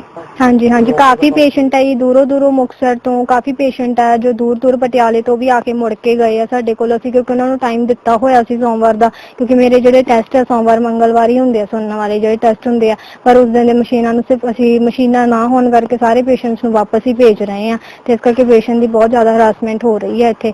ਤੇ ਕਿਰਪਾ ਇਹੀ ਆ ਵੀ ਹੁਣ ਸਾਰਿਆਂ ਜਲਦੀ ਤੋਂ ਜਲਦੀ ਇਹਨਾਂ ਤੇ ਕੋਈ ਕਾਰਵਾਈ ਕੀਤੀ ਜਾ ਸਕੇ ਤਾਂ ਕਿ ਸਾਰਾ ਕੰਮ ਦੁਬਾਰਾ ਸ਼ੁਰੂ ਕੀਤਾ ਜਾ ਸਕੇ। ਤੇ ਹੁਣ ਸੁਣਾ ਦਿੰਨੇ ਆ ਇਸ ਮਾਮਲੇ 'ਚ ਪੁਲਿਸ ਦਾ ਕੀ ਕਹਿਣਾ ਹੈ। ਸਾਨੂੰ ਇੱਕ ਕੰਪਲੇਂਟ ਮਿਲੀ ਹੈ ਵੀ ਇੱਕ ਨਾ ਪਰਸੋਂ ਜਿਹੜਾ ਹੈਗਾ ਇੱਥੇ DEIC ਸੈਂਟਰ ਜਿਹੜਾ GNM ਕਾਲਜ ਦੇ ਬਿਲਕੁਲ ਸਾਹਮਣੇ ਆ, ਛੁੱਟੀ ਦੌਰਾਨ ਉਹਨਾਂ ਪਿੱਛੋਂ ਕੋਈ ਸ਼ੀਸ਼ਾ ਤੋੜ ਕੇ ਪਿੱਛੋਂ ਅੰਦਰੋਂ ਜਿਹੜਾ ਹੈਗਾ ਕੋਈ ਸਮਾਨ ਵਗੈਰਾ ਲੈ ਕੇ ਚਲਾ ਗਿਆ, ਜਿਹਦੀ ਪੜਤਾਲ ਚੱਲ ਰਹੀ ਹੈ। ਹਾਂ, ਸਾਨੂੰ ਸੀਸੀਟੀਵੀ ਫੁਟੇਜ ਮਿਲੀ ਆ। ਉਸ ਤੋਂ ਬਾਅਦ ਉਹ ਸੀਸੀਟੀਵੀ ਫੁਟੇਜ ਥੋੜੀ ਕੁ ਮਿਲੀ ਆ, ਉਹਨੂੰ ਪਤਾ ਲੱਗਿਆ ਜੋ ਸੀਸੀਟੀਵੀ ਕੈਮਰੇ ਲੱਗੇ ਨੇ ਤਾਰ ਵਗੈਰਾ ਡਿਸਕਨੈਕਟ ਕਰਦੇ ਆ। ਇੱਕ ਸਰ ਡਿਊਟੀਆਂ ਜ਼ਿਆਦਾ ਪੈਣ ਕਰਕੇ ਤੇ ਇੱਕ ਕੱਲ ਛੁੱਟੀ ਹੋਣ ਕਰਕੇ ਸਟਾਫ ਜਿਹੜਾ ਹੈਗਾ ਇਹਨਾਂ ਦਾ ਨਾ ਆਉਣ ਕਰਕੇ ਇੱਕ ਥੋੜਾ ਜਿਹਾ ਸਿਵਲ ਹਸਪਤਾਲ ਦਾ ਏਰੀਆ ਥੋੜਾ ਬਹੁਤ ਜ਼ਿਆਦਾ ਵੱਡਾ ਹੈਗਾ, ਉਹਦੇ ਕਰਕੇ ਸਾਨੂੰ ਦਿੱਕਤ ਪਰੇਸ਼ਾਨੀ। ਵੈਸੇ ਸਾਡੀ ਸਿਕਿਉਰਿਟੀ ਪੂਰੀ ਲਾਈਟ ਹੁੰਦੀ ਹੈ, ਪਰ ਫਿਰ ਵੀ ਇੱਥੇ ਕੰਮ ਚੱਲਦਾ ਹੋਣ ਕਰਕੇ, ਰੈਨੋਵੇਸ਼ਨ ਚੱਲਦੀ ਹੋਣ ਕਰਕੇ ਕਈ ਵਾਰੀ ਬੰਦਾ ਇਹਨਾਂ ਨੂੰ ਇੱਦਾਂ ਕਹਿ ਕੇ ਵੀ ਅਸੀਂ ਇੱਥੇ ਕੰਮ ਕਰਨ ਵਾਸਤੇ ਆਏ ਹਾਂ ਤੇ ਉੱਦਾਂ ਵੀ ਸਮਾਨ ਵਗੈਰਾ ਲੈ ਜਾਂਦਾ। ਸੋ ਦੇਖਣਾ ਹੋਵੇਗਾ ਕਿ ਪੁਲਿਸ ਕਦੋਂ ਇਸ ਮਾਮਲੇ 'ਚ ਜਾਂਚ ਕਰਕੇ ਚੋਰਾਂ ਨੂੰ ਕਾਬੂ ਕਰਦੀ ਹੈ। ਕੈਮਰਾਮੈਨ ਪ੍ਰਿਤਪਾਲ ਸਿੰਘ ਦੇ ਨਾਲ bureau report Fastway news Bathinda ਖਬਰਨਾਮਾ। ਮਾਲਵਾ ਖੇਤਰ ਵਿੱਚ 17 ਜੂਨ ਤੋਂ ਝੋਨੇ ਦੀ ਬਿਜਾਈ ਸ਼ੁਰੂ ਹੋ ਰਹੀ ਹੈ, ਜਿਸ ਨੂੰ ਲੈ ਕੇ ਖੇਤੀਬਾੜੀ ਵਿਭਾਗ ਦੇ ਅਫਸਰਾਂ ਵੱਲੋਂ ਕਿਸਾਨਾਂ ਨੂੰ ਹਦਾਇਤਾਂ ਜਾਰੀ ਕੀਤੀਆਂ ਜਾ ਰਹੀਆਂ ਹਨ। ਵੇਖਦੇ ਹਾਂ ਬਠਿੰਡਾ ਤੋਂ ਇੱਕ ਰਿਪੋਰਟ। ਪੰਜਾਬ ਅੰਦਰ 3 ਗੇੜਾਂ ਤਹਿਤ ਝੋਨੇ ਦੀ ਲੁਆਈ ਚੱਲ ਰਹੀ ਹੈ, ਜਿਸ ਦੌਰਾਨ 10 ਜੂਨ ਨੂੰ ਪਹਿਲੇ ਗੇੜ 'ਚ ਕੰਡਿਆਲੀ ਤਾਰ ਦੇ ਪਰਲੇ ਪਾਰ ਬਿਜਾਈ ਹੋਈ ਤੇ ਫਿਰ 14 ਜੂਨ ਨੂੰ ਦੂਸਰੇ ਗੇੜ 'ਚ ਦੁਆਬਾ ਤੇ ਮਾਝਾ ਖੇਤਰ 'ਚ ਝੋਨੇ ਦੀ ਲੁਆਈ ਹੋ ਰਹੀ ਹੈ ਤੇ ਹੁਣ 17 ਜੂਨ ਨੂੰ ਮਾਲਵਾ ਖੇਤਰ 'ਚ ਝੋਨੇ ਦੀ ਬਿਜਾਈ ਸ਼ੁਰੂ ਹੋਣੀ ਹੈ। ਧਰਤੀ ਹੇਠਲੇ ਪਾਣੀ ਦੇ ਘਟ ਰਹੇ ਪੱਧਰ ਨੂੰ ਦੇਖਦਿਆਂ ਤੇ ਚੰਗੀ ਫਸਲ ਲਈ ਖੇਤੀਬਾੜੀ ਵਿਭਾਗ ਵੱਲੋਂ ਕਿਸਾਨਾਂ ਨੂੰ ਹਦਾਇਤਾਂ ਜਾਰੀ ਕੀਤੀਆਂ ਜਾ ਰਹੀਆਂ ਹਨ। ਇੱਥੇ ਗੱਲਬਾਤ ਕਰਦਿਆਂ ਖੇਤੀਬਾੜੀ ਵਿਭਾਗ ਬਠਿੰਡਾ ਦੇ ਅਫਸਰ ਜਗਜੀਤ ਸਿੰਘ ਨੇ ਦੱਸਿਆ ਕਿ ਕਿਸਾਨਾਂ ਨੂੰ ਪਹਿਲਾਂ ਆਪਣੀ ਜ਼ਮੀਨ ਪੱਧਰ ਕਰ ਲੈਣੀ ਚਾਹੀਦੀ ਹੈ, ਜਿਸ ਨਾਲ ਪਾਣੀ ਤੇ ਯੂਰੀਆ ਦੀ ਬੇਲੋੜੀ ਵਰਤੋਂ ਨੂੰ ਰੋਕਿਆ ਜਾ ਸਕੇ, ਕਿਉਂਕਿ ਜਦੋਂ ਜ਼ਮੀਨ ਪੱਧਰ ਹੋਵੇਗੀ ਤਾਂ ਪਾਣੀ ਦੀ ਵਰਤੋਂ ਘੱਟ ਹੋਏਗੀ ਤੇ ਫਸਲ ਦੇ ਵਧਣ ਫੁੱਲਣ ਤੇ ਨਦੀਨਾਂ ਦੀ ਰੋਕਥਾਮ ਲਈ ਪਹਿਲੇ 15 ਦਿਨ ਹਲਕਾ ਪਾਣੀ ਚਾਹੀਦਾ ਹੈ। ਜੇ ਅਸੀਂ ਝੋਨੇ ਦੇ ਵਿੱਚ ਸਹੀ ਵਰਤੋਂ ਪਾਣੀ ਦੀ ਕਰਦੇ ਆਂ ਤਾਂ ਬਿਲਕੁਲ ਹੈ ਵੀ ਅਸੀਂ ਘੱਟ ਤੋਂ ਘੱਟ ਪਾਣੀ ਨਾਲ ਝੋਨੇ ਦੀ ਪੈਦਾਵਾਰ ਲੈ ਸਕਦੇ ਆਂ।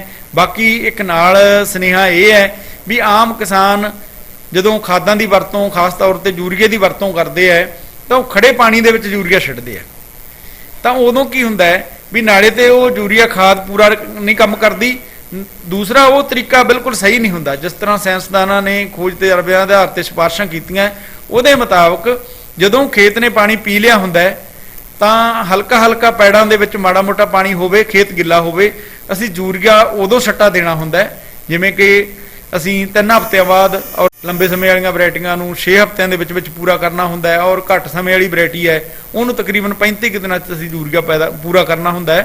ਤਾਂ ਉਹ ਯੂਰੀਏ ਦੀ ਜਿਹੜੀ ਵਰਤੋਂ ਹੈ ਉਹਨੂੰ ਵੀ ਸਾਨੂੰ ਖੜੇ ਪਾਣੀ 'ਚ ਨਹੀਂ ਕਰਨੀ ਚਾਹੀਦੀ। ਉਹਨੂੰ ਜਦੋਂ ਉਸ ਤੋਂ 1 ਦਿਨ ਬਾਅਦ ਜਾਂ 2 ਦਿਨ ਬਾਅਦ ਜ਼ਮੀਨ ਦੀ ਕਿਸਮ ਅਨੁਸਾਰ ਜਦੋਂ ਖੇਤ ਸੁੱਕਦਾ ਫਿਰ ਅਸੀਂ ਪਾਣੀ ਲਾਉਣਾ ਹੁੰਦਾ ਤਾਂ ਉਹਦੇ ਨਾਲ ਸਾਡੀ ਜਿਹੜੀ ਯੂਰੀਆ ਵੀ ਬੇਲੋੜੀ ਨਹੀਂ ਵਰਤੀ ਜਾਂਦੀ, ਉਹਦੇ ਪੂਰੇ ਦਾ ਪੂਰਾ ਸਾਨੂੰ ਫਾਇਦਾ ਮਿਲਦਾ ਔਰ ਪਾਣੀ ਦੀ ਜਿਹੜੀ ਹੈ ਉਹ ਵੀ ਜ਼ਰੂਰਤ ਅਨੁਸਾਰ ਹੀ ਅਸੀਂ ਵਰਤਦੇ ਹਾਂ। ਅਸੀਂ ਦੇਖਿਆ ਵੀ ਜੇ ਪਾਣੀ ਗਿਣਤੀ ਕਰਦੇ ਹਾਂ ਅਸੀਂ ਸਿੰਚਾਈਆਂ ਦੀ ਤਾਂ ਅਸੀਂ ਜੇ ਬਹੁਤੀਆਂ ਮਤਲਬ ਨਹੀਂ ਧਿਆਨ ਦਿੰਦੇ ਤਾਂ ਕਈ ਵਾਰੀ 32-33 ਤੱਕ ਵੀ ਪਾਣੀ ਲੱਗ ਜਾਂਦੇ ਆ, ਪਰ ਜੇ ਅਸੀਂ ਧਿਆਨ ਨਾਲ ਪਾਣੀ ਲਾਉਨੇ ਆ ਤਾਂ ਉਸੇ ਖੇਤ ਨੂੰ ਅਸੀਂ 25 ਪਾਣੀ ਨਾਲ 24 ਪਾਣੀ ਨਾਲ ਵੀ ਅਸੀਂ ਉਹ ਫਸਲ ਹੈ ਜਿਹੜੀ ਉਦੋਂ ਵਧੀਆ ਢੰਗ ਨਾਲ ਅਸੀਂ ਚੰਗਾ ਝਾੜ ਲੈ ਸਕਦੇ ਹਾਂ, ਚੰਗੀ ਫਸਲ ਲੈ ਸਕਦੇ ਹਾਂ, ਬਿਮਾਰੀਆਂ ਕੀੜਿਆਂ ਤੋਂ ਰਹਿਤ ਫਸਲ ਲੈ ਸਕਦੇ ਹਾਂ। ਸੋ ਇਹੀ ਮੇਰਾ ਇਹਦੇ ਸੁਨੇਹਾ ਮੁੱਖ ਤੌਰ ਤੇ ਇਹੀ ਹੈ ਵੀ ਜੇ ਕਿਤੇ ਖੇਤ ਪੱਧਰ ਨਹੀਂ ਹੈ ਤਾਂ ਕਿਸਾਨ ਵੀਰ ਨੂੰ ਪਹਿਲਾਂ ਇਹ ਝੋਨੇ ਦੀ ਲਵਾਈ ਤੋਂ ਖੇਤ ਜ਼ਰੂਰ ਪੱਧਰ ਕਰ ਲੈਣੇ ਚਾਹੀਦੇ ਆ ਤਾਂ ਕਿ ਬੇਲੋੜਾ ਪਾਣੀ ਨਾ ਭਰੇ, ਔਰ ਬਾਕੀ ਜਿਹੜੀ ਹੈ ਵਰਤੋਂ ਪਾਣੀ ਦੀ ਉਹ ਪੂਰੇ ਸੰਜਮ ਨਾਲ ਕਰਨੀ ਚਾਹੀਦੀ ਹੈ, ਸਹੀ ਤਰੀਕੇ ਨਾਲ ਸਿਫਾਰਸ਼ ਅਨੁਸਾਰ ਕਰਨੀ ਚਾਹੀਦੀ ਹੈ ਤੇ ਇਹਦੇ ਨਾਲ ਅਸੀਂ ਆਪਦੀਆਂ ਫਸਲਾਂ ਵੀ ਭਰਪੂਰ ਲੈ ਸਕਦੇ ਹਾਂ ਔਰ ਪਾਣੀ ਦੀ ਵੀ ਜਿਹੜੀ ਬੇਲੋੜੀ ਜੋ ਵਰਤੋਂ ਕਿਤੇ ਹੁੰਦੀ ਹੈ ਤਾਂ ਉਹਨੂੰ ਵੀ ਅਸੀਂ ਰੋਕ ਸਕਦੇ ਹਾਂ। ਕਾਬਲੇ ਗੌਰ ਹੈ ਕਿ ਜ਼ਮੀਨੀ ਪਾਣੀ ਦਾ ਪੱਧਰ ਦਿਨੋਂ ਦਿਨ ਘਟ ਰਿਹਾ ਹੈ, ਜੋ ਕਿ ਬੇहद ਗੰਭੀਰ ਵਿਸ਼ਾ ਹੈ ਤੇ ਜੇਕਰ ਇਹੀ ਵਰਤਾਰਾ ਰਿਹਾ ਤਾਂ ਮਾਹਰਾਂ ਵੱਲੋਂ ਕੀਤੀ ਭਵਿੱਖਬਾਣੀ ਮੁਤਾਬਕ 2027 ਚ ਪੰਜਾਬ ਪਾਣੀ ਲਈ ਤਰਸ ਸਕਦਾ ਹੈ ਤੇ ਰਾਜਸਥਾਨ ਵਾਂਗ ਮਾਰੂਥਲ ਸੂਬਾ ਬਣ ਸਕਦਾ ਹੈ, ਜਿਸ ਲਈ ਜ਼ਰੂਰਤ ਹੈ ਕਿ ਪਾਣੀ ਦੀ ਸੰਭਾਲ ਲਈ ਜਾਗਰੂਕ ਹੋਇਆ ਜਾਵੇ। ਕੈਮਰਾਮੈਨ ਪ੍ਰਦੀਪ ਰਾਜ ਦੇ ਨਾਲ bureau report Fastway news Bathinda ਖਬਰਨਾਮਾ। ਮੌਸਮ ਦੇ ਮਿਜਾਜ਼ ਦੀ ਸਖਤੀ ਦੇ ਚੱਲਦਿਆਂ ਪੈ ਰਹੀ ਅਤ ਦੀ ਗਰਮੀ ਕਾਰਨ ਲੋਕ ਪਰੇਸ਼ਾਨ ਹਨ, ਪਰ ਆਉਣ ਵਾਲੇ ਦਿਨਾਂ 'ਚ ਲੋਕਾਂ ਨੂੰ ਇਸ ਭਿਅੰਕਰ ਗਰਮੀ ਤੋਂ ਰਾਹਤ ਮਿਲ ਸਕਦੀ ਹੈ। ਵੇਖਦੇ ਹਾਂ ਇੱਕ ਰਿਪੋਰਟ।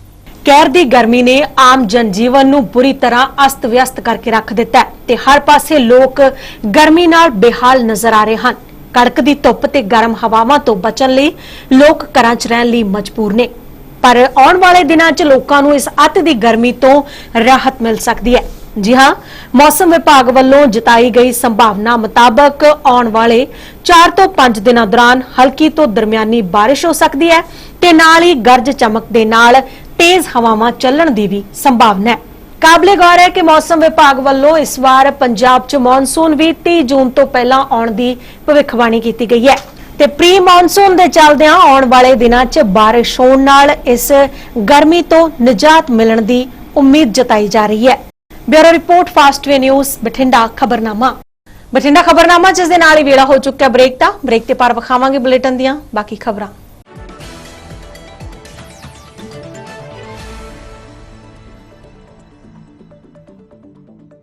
ਬ੍ਰੇਕ ਤੋਂ ਪਾਰ ਇੱਕ ਵਾਰ ਫਿਰ ਤੁਹਾਡਾ ਸਵਾਗਤ ਹੈ। ਰੁਖ ਕਰਦੇ ਹਾਂ ਬੁਲੇਟਿਨ ਦੀਆਂ ਬਾਕੀ ਖਬਰਾਂ ਦਾ। ਖਬਰ ਭੀਖੀ ਤੋਂ ਹੈ, ਜਿੱਥੇ ਮਸਜਿਦ ਦੇ ਇਮਾਮ ਵੱਲੋਂ ਖੁਦਕੁਸ਼ੀ ਕੀਤੇ ਜਾਣ ਦੇ ਮਾਮਲੇ 'ਚ ਦੂਸਰੇ ਦਿਨ ਤੱਕ ਵੀ ਪੁਲਿਸ ਵੱਲੋਂ ਕੋਈ ਗ੍ਰਿਫਤਾਰੀ ਨਹੀਂ ਕੀਤੀ ਗਈ। ਬੀਤੇ ਕੱਲ ਭੀਖੀ ਦੀ ਸੁੰਨੀ ਜਾਮਾ ਮਸਜਿਦ ਦੇ ਇਮਾਮ ਸੈयद ਸ਼ਫੀਕ ਅਹਿਮਦ ਬੁਖਾਰੀ ਵੱਲੋਂ ਭੇਤ ਭਰੇ ਹਾਲਾਤਾਂ 'ਚ ਖੁਦਕੁਸ਼ੀ ਕਰ ਲਈ ਗਈ ਸੀ। ਇਸ ਮਾਮਲੇ 'ਚ ਦੂਜੇ ਦਿਨ ਤੱਕ ਪੁਲਿਸ ਵੱਲੋਂ ਕੋਈ ਗ੍ਰਿਫਤਾਰੀ ਨਹੀਂ ਕੀਤੀ ਗਈ। ਦੱਸ ਦਈਏ ਕਿ ਮੰਗਲਵਾਰ ਨੂੰ ਮਸਜਿਦ ਦੇ ਇਮਾਮ ਨੇ ਖੁਦਕੁਸ਼ੀ ਕਰ ਲਈ ਸੀ, ਜਿਸ ਕੋਲੋਂ ਬਰਾਮਦ ਹੋਏ ਸੁਸਾਈਡ ਨੋਟ ਵਿੱਚ 4 ਵਿਅਕਤੀਆਂ ਉੱਪਰ ਉਹਨਾਂ ਨੂੰ ਤੰਗ ਪਰੇਸ਼ਾਨ ਕਰਨ ਦੇ ਇਲਜ਼ਾਮ ਲਗਾਏ ਗਏ ਸਨ। ਪੁਲਿਸ ਨੇ ਪਰਿਵਾਰਕ ਮੈਂਬਰਾਂ ਦੇ ਬਿਆਨਾਂ ਦੇ ਆਧਾਰ ਤੇ 4 ਆਰੋਪੀਆਂ ਦੇ ਖਿਲਾਫ ਮਾਮਲਾ ਦਰਜ ਕੀਤਾ ਸੀ। ਸਾਡੇ ਐਸਏ ਮੇਵਾ ਸਿੰਘ ਹਸਪਤਾਲ ਗਏ, ਜਿੱਥੇ ਉਹਨਾਂ ਦੀ ਵਾਈਫ ਜੈਨਬ ਬੁਖਾਰੀ ਉੱਥੇ ਮਿਲੇ ਉਹਨਾਂ ਨੂੰ, ਜਿਨ੍ਹਾਂ ਨੇ ਉਹਨਾਂ ਨੂੰ ਮੇਵਾ ਸਿੰਘ ਕੋਲ ਆਪਣਾ ਬਿਆਨ ਲਿਖਾਇਆ ਕਿ ਮੇਰੇ ਘਰ ਵਾਲੇ ਜਿਹੜੇ 75 ਸਾਲ ਦੀ ਉਮਰ ਸੀਗੀ, ਉਹਨਾਂ ਦੀ ਇੱਥੇ 6.5 ਕਿੱਲੇ ਜ਼ਮੀਨ ਸੀ ਮਸਜਿਦ ਦੇ ਨਾਮ ਤੇ, ਵਾਹੀਯੋਗ ਜ਼ਮੀਨ ਸੀ ਜਿਹਦੇ ਵਿੱਚ ਖੇਤੀਬਾੜੀ ਕਰਦੇ ਸੀ। ਉਹ ਕਹਿੰਦੇ ਵੀ ਕਮੇਟੀ ਦੇ ਮੈਂਬਰ 4 ਕਮੇਟੀ ਦੇ ਮੈਂਬਰ ਜਿਹੜੇ ਸੀ ਉਹਨਾਂ ਨੂੰ ਪਰੇਸ਼ਾਨ ਕਰਦੇ ਰਹਿੰਦੇ ਸੀ, ਜਿਹੜੇ ਡਾਕਟਰ ਸੁਲਤਾਨ, ਡਾਕਟਰ ਫਿਰੋਜ਼, ਬਾਰੂ ਖਾਨ ਤੇ ਮਿੱਠੂ, ਵੀ ਇਹਨਾਂ 4 ਤੋਂ ਤੰਗ ਆ ਕੇ ਮੇਰੇ ਹਸਬੈਂਡ ਨੇ ਆਤਮ ਹੱਤਿਆ ਕੀਤੀ ਆ।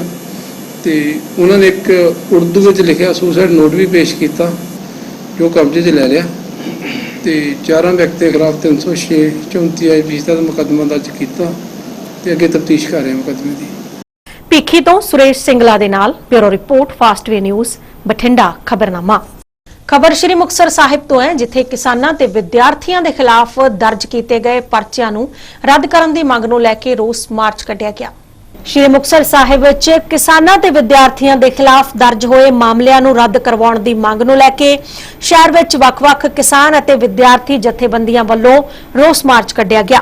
ਇਸ ਦੌਰਾਨ ਪੰਜਾਬ ਸਰਕਾਰ ਤੇ ਪੁਲਿਸ ਪ੍ਰਸ਼ਾਸਨ ਦੇ ਖਿਲਾਫ ਨਾਅਰੇਬਾਜ਼ੀ ਕਰਕੇ ਇਹਨਾਂ ਪ੍ਰਦਰਸ਼ਨਕਾਰੀਆਂ ਨੇ ਆਪਣੀ ਭੜਾਸ ਕੱਢੀ। ਇੱਥੇ ਕਿਸਾਨ ਜਥੇਬੰਦੀ ਅਤੇ ਵਿਦਿਆਰਥੀਆਂ ਦੇ ਆਗੂਆਂ ਨੇ ਕਿਹਾ ਕਿ ਕਿਸਾਨ ਅੰਦੋਲਨ ਦੇ ਦੌਰਾਨ ਕਈ ਕਿਸਾਨਾਂ ਤੇ ਮਾਮਲੇ ਦਰਜ ਕੀਤੇ ਗਏ ਸਨ, ਜੋ ਕਿ ਸਰਾਸਰ ਗਲਤ ਹਨ।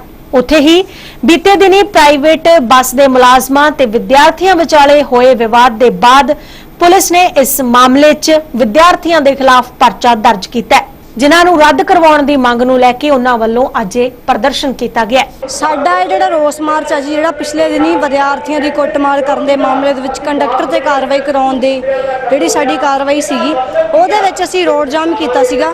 ਸ਼ਾਂਤੀਪੂਰਵਕ ਸਾਡਾ ਧਰਨਾ ਪ੍ਰਦਰਸ਼ਨ ਸੀਗਾ, ਪਰ ਧਰਨਾ ਖਤਮ ਹੋ ਕੇ ਹੱਲ ਹੋ ਚੁੱਕਾ ਸੀ ਤਕਰੀਬਨ ਸਾਰਾ। ਕੰਡਕਟਰ ਵੱਲੋਂ ਮਾਫੀ ਮੰਗ ਲਈ ਗਈ ਸੀ, ਲਿਖਤੀ ਵੀ ਤੇ ਜਨਤਕ ਵੀ। ਪਰ ਪੁਲਿਸ ਦੀ ਜਿਹੜੀ ਹੈਗੀ ਆ, ਤੁਸੀਂ ਕਰਤੂਤ ਦੇਖੋ ਕਿ ਦੂਸਰੇ ਦਿਨੋਂ ਸਾਡੇ ਤੇ ਪਰਚੇ ਦਰਜ ਹੁੰਦੇ ਆ, ਜਿਹਦੇ ਵਿੱਚ 147 ਧਾਰਾ ਦੇ ਸਮੇਤ ਹੋਰ ਤਰ੍ਹਾਂ ਲਾਈ ਜਾਂਦੀਆਂ ਕਿ ਵਿਦਿਆਰਥੀਆਂ ਨੇ ਤੇ ਹੋਰ ਜਿਹੜੇ ਹਮਾਇਤੀ ਜਿਹੜੀਆਂ ਜਥੇਬੰਦੀਆਂ ਆਈਆਂ ਹੈਗੀਆਂ, ਉਹਨਾਂ ਦੇ ਆਗੂ ਨੇ ਮੁਕਤਸਰ ਦੇ ਵਿੱਚ ਦੰਗੇ ਭੜਕਾਏ ਹੈਗੇ ਆ। ਅੱਜ ਦਾ ਜਿਹੜਾ ਮਾਰਚ ਹੈ ਜਾਂ ਰੋਸ ਮਾਰਚ ਹੈ, ਇਸ ਗੱਲ ਤੇ ਹੈ ਵੀ ਜਿਹੜਾ ਸਰਕਾਰ ਲੋਕਾਂ ਦੇ ਸੰਘਰਸ਼ ਨੂੰ ਦਬਾਉਣ ਲਈ ਪਰਚਿਆਂ ਦਾ ਰਾਹ ਫੜਿਆ। ਉਹਨਾਂ ਨੇ ਪਹਿਲਾਂ ਸਾਡੇ ਤੇ ਪਰਚੇ ਪਾਏ ਮਲੋੜ 'ਚ, ਬੀਜੇਪੀ ਦੇ ਅਸੀਂ ਅਰਨ ਰੰਗ ਦਾ ਵਿਰੋਧ ਕੀਤਾ ਸੀ ਤੇ 300 ਕਿਸਾਨ ਬਾਈ ਜੀ ਉਹਦੀਆਂ ਪੇਸ਼ੀਆਂ ਭੁਗਤ ਰਿਹਾ। ਹਾਲਾਂਕਿ ਪੰਜਾਬ ਸਰਕਾਰ ਇਹ ਕਹਿ ਕੇ ਆਈ ਸੀ ਵੀ ਅਸੀਂ ਪਰਚੇ ਰੱਦ ਕਰਾਂਗੇ। ਕੈਪਟਨ ਸਰਕਾਰ ਵੇਲੇ ਵੀ ਉਹਨਾਂ ਨੇ ਕਿਹਾ ਸੀ ਵੀ ਕਿਸਾਨਾਂ ਤੇ ਮਜ਼ਦੂਰਾਂ ਤੇ ਜਿੰਨੇ ਪਰਚੇ ਹੈ, ਫਿਰ ਇਹਨਾਂ ਨੇ ਡੀਸੀ ਦਫ਼ਤਰ ਘਰਾਓ ਕਰ ਦਿਆ ਤੇ ਮਜ਼ਦੂਰਾਂ ਤੇ ਵੀ ਪਰਚੇ ਪਾਏ, ਹੁਣ ਸਟੂਡੈਂਟਾਂ ਤੇ ਵੀ ਪਰਚੇ ਪਾਏ। ਇਹ ਹੱਕੀ ਸੰਘਰਸ਼ ਨੂੰ ਦਬਾਉਣ ਲਈ, ਲੋਕਾਂ ਦੀ ਆਵਾਜ਼ ਦਾ ਗਲਾ ਘੁੱਟਣ ਲਈ, ਲੋਕਾਂ ਨੂੰ ਡਰਾਉਣ ਲਈ, ਧਮਕਾਉਣ ਲਈ ਇਹ ਜੇਲ੍ਹਾਂ ਦਾ ਰਾਹ, ਇਹ ਪਰਚਿਆਂ ਦਾ ਰਾਹ ਇਹ ਸਰਕਾਰ ਨੇ ਜਿਹੜਾ ਫੜਿਆ ਹੈ, ਇਹ ਬਹੁਤ ਮੰਦਭਾਗਾ ਹੈ। ਅਸੀਂ ਅੱਗੇ ਸੰਘਰਸ਼ ਤੇਜ਼ ਕਰਾਂਗੇ, ਆਪਦੀਆਂ ਹੱਕੀ ਮੰਗਾਂ ਨੂੰ ਲੈ ਕੇ ਅਸੀਂ ਦਬਾਂਗੇ ਨਹੀਂ, ਝੁਕਾਂਗੇ ਨਹੀਂ। ਪਰਚੇ ਰੱਦ ਕਰਾਉਣ ਤਾਈਂ ਇਹ ਸੰਘਰਸ਼ ਜਾਰੀ ਰਹੂਗਾ। ਸ਼੍ਰੀ ਮੁਕਤਸਰ ਸਾਹਿਬ ਤੋਂ ਅਸ਼ਫਾਕ ਟੁੱਡੀ ਦੇ ਨਾਲ bureau report Fastway news Bathinda ਖਬਰਨਾਮਾ। 19 ਜੂਨ ਤੋਂ 21 ਜੂਨ ਤੱਕ ਪਲਸ ਪੋਲੀਓ ਮੁਹਿੰਮ ਦੇ ਤਹਿਤ 0 ਤੋਂ 5 ਸਾਲ ਤੱਕ ਦੇ ਬੱਚਿਆਂ ਨੂੰ ਘਰ ਘਰ ਜਾ ਕੇ ਪੋਲੀਓ ਤੋਂ ਬਚਾਅ ਲਈ ਬੂੰਦਾਂ ਪਿਆਈਆਂ ਜਾਣਗੀਆਂ। ਇਸੇ ਨਾਲ ਜੁੜੀ ਵੇਖਦੇ ਹਾਂ ਬਠਿੰਡਾ ਤੋਂ ਇੱਕ ਰਿਪੋਰਟ। बेशक भारत पोलियो मुक्त हो चुका है, पर जब तक गवांढी देशों च पोलियो का वायरस मौजूद है उदों तक भारत विच पोलियो की बीमारी आने का खदशा बनिया रहेगा। ते भारत नूं पोलियो मुक्त बनाई रखण लई समय-समय ते सरकार दे निर्देशां ते सेहत विभाग वालों पोलियो अभियान चला के 0 ਤੋਂ 5 साल तक दे बच्चों नूं पोलियो तो बचा लई खुराकां दित्तियां जांदियां हन। इसे दे तहत 19 जून तो 21 जून तक सूबे भर विच पल्स पोलियो अभियान चलाया जा रहा है। बठिंडा दे सिविल हस्पताल च जिला टीकाकरण अफसर डॉक्टर मीनाक्षी सिंगला ने दस्सिया कि इस अभियान च खासकर झुग्गियां झोंपड़ियां ते पट्ठियां उत्ते रहण वाले परिवारां दे बच्चिआं नूं इह बूंदां पिआईआं जाणगीआं। ਅਤੇ 2022 ਚ ਵਿਸ਼ਵ ਭਰ ਚ ਪੋਲੀਓ ਦੇ 10 ਕੇਸ ਆ ਚੁੱਕੇ ਹਨ, ਜਿਨ੍ਹਾਂ ਵਿੱਚੋਂ 8 ਕੇਸ ਪਾਕਿਸਤਾਨ ਤੋਂ ਸਾਹਮਣੇ ਆਏ ਹਨ ਤੇ ਕਿਉਂਕਿ ਪੰਜਾਬ ਪਾਕਿਸਤਾਨ ਦੇ ਨਾਲ ਲੱਗਦਾ ਹੈ, ਸੋ ਬੱਚਿਆਂ ਦੀ ਸਿਹਤ ਸੁਰੱਖਿਆ ਦੇ ਮੱਦੇਨਜ਼ਰ ਇਹ ਪਲਸ ਪੋਲੀਓ ਮੁਹਿੰਮ ਲਗਾਤਾਰ ਜਾਰੀ ਹੈ। ਪਲਸ ਪੋਲੀਓ 19, 20, 21 ਜੂਨ ਨੂੰ ਪੂਰੇ ਪੰਜਾਬ ਦੇ ਵਿੱਚ ਮਨਾਇਆ ਜਾਣਾ ਹੈ।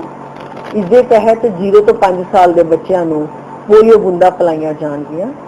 ਜਿਸ ਬੱਚੇ ਨੇ पोलियो बूंदा पित्तियां होण, रूटीन दे विच पित्तियां होण जां जिहड़ा बच्चा बीमार होवे उस नूं भी पोलियो बूंदा पिलाईਆਂ जाणीਆਂ ਹਨ।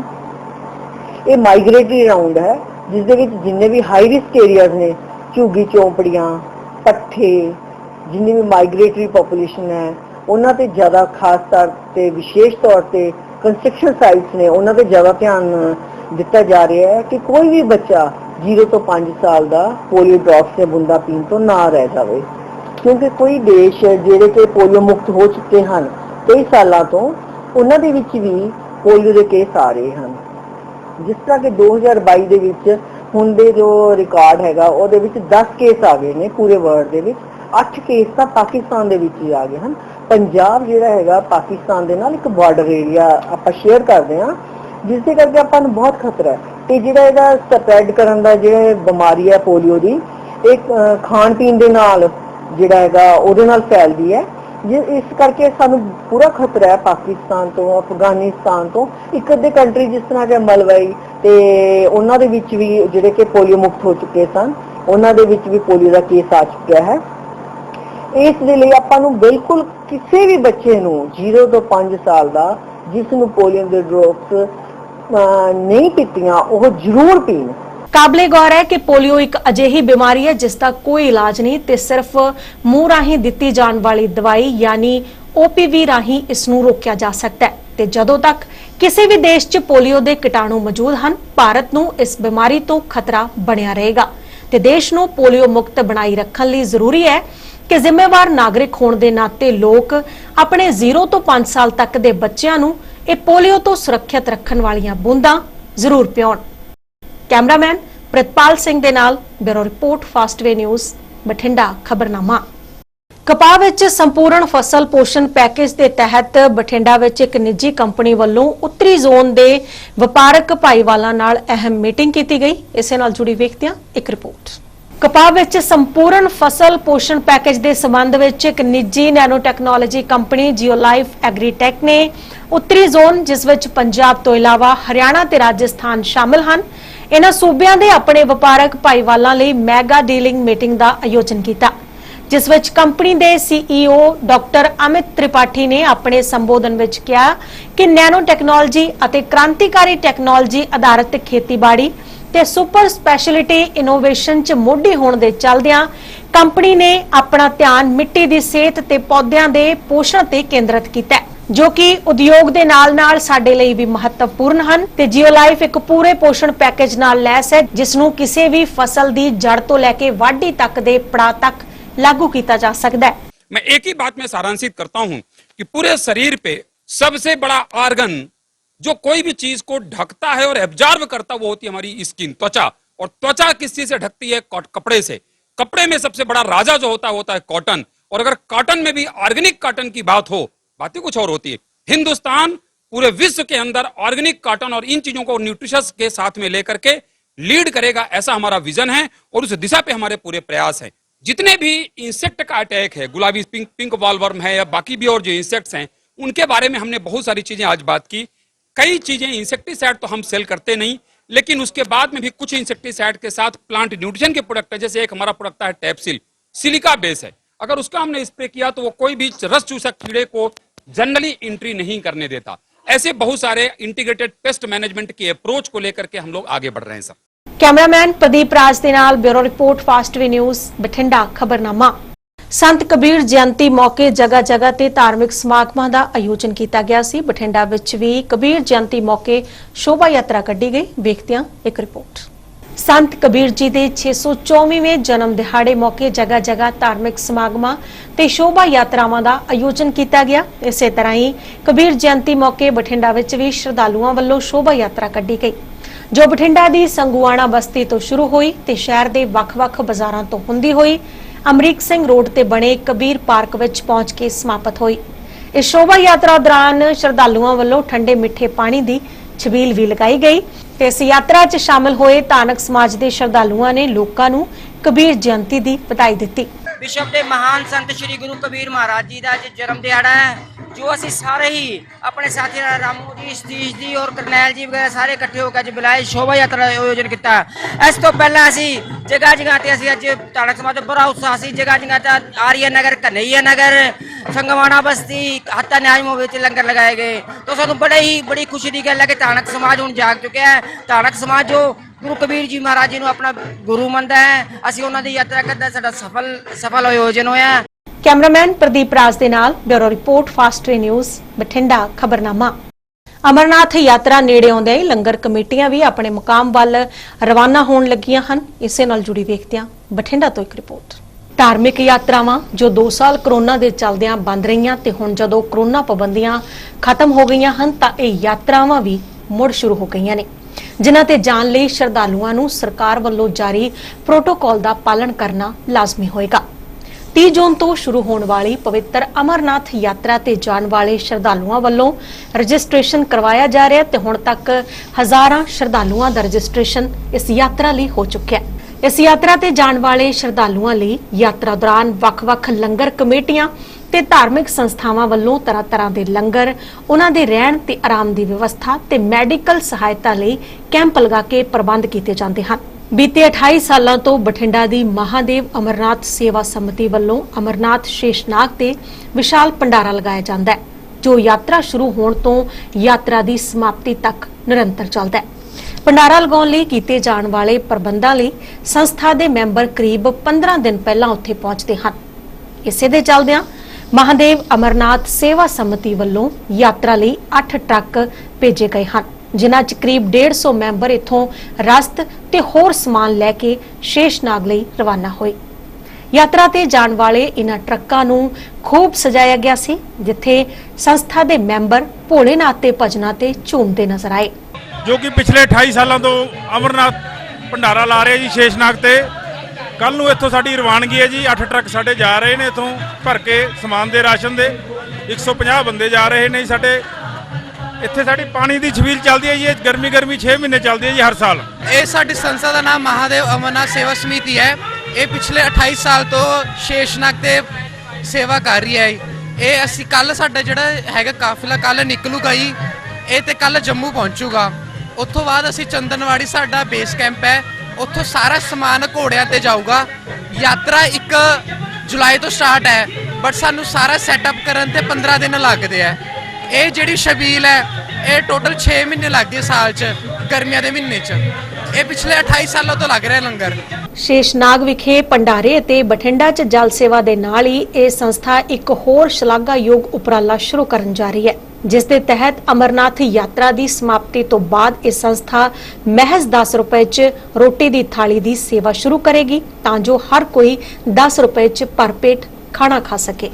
ਅਮਰਨਾਥ ਜੀ ਤੋਂ ਆਉਣ ਤੋਂ ਬਾਅਦ ਅਸੀਂ ਹੁਣ ਇੱਕ ਨਵਾਂ ਪ੍ਰੋਜੈਕਟ ਸ਼ੁਰੂ ਕਰ ਰਹੇ ਹਾਂ। ਗਰੀਬਾਂ ਵਾਸਤੇ 10 ਰੁਪਏ ਦੀ ਘਰ ਜਾਏ ਜੀ ਰੋਟੀ ਜੀ। 10 ਰੁਪਏ 'ਚ ਅਸੀਂ ਰੋਟੀ ਦੇਵਾਂਗੇ ਜੀ। ਗਰੀਬ ਬੰਦੇ ਨੂੰ ਕੋਈ ਵੀ ਆ ਕੇ ਖਾਵੇ, ਘਰ ਵਰਗੀ ਰੋਟੀ ਮਿਲੂਗੀ ਉਹਨੂੰ ਗਰਮ। कैमरामैन प्रदीप राज दे नाल bureau report fast way news Bathinda. खबरनामा बुलेटिन के अंत में गल करदे हां तापमान की। बठिंडा खेतर में अज घट तो घट तापमान 25.4 डिग्री जबकि वध तो वध तापमान 44 डिग्री दर्ज किया गया। जांदे जांदे फिर एक नज़र अज दीयां सुर्खियां ते।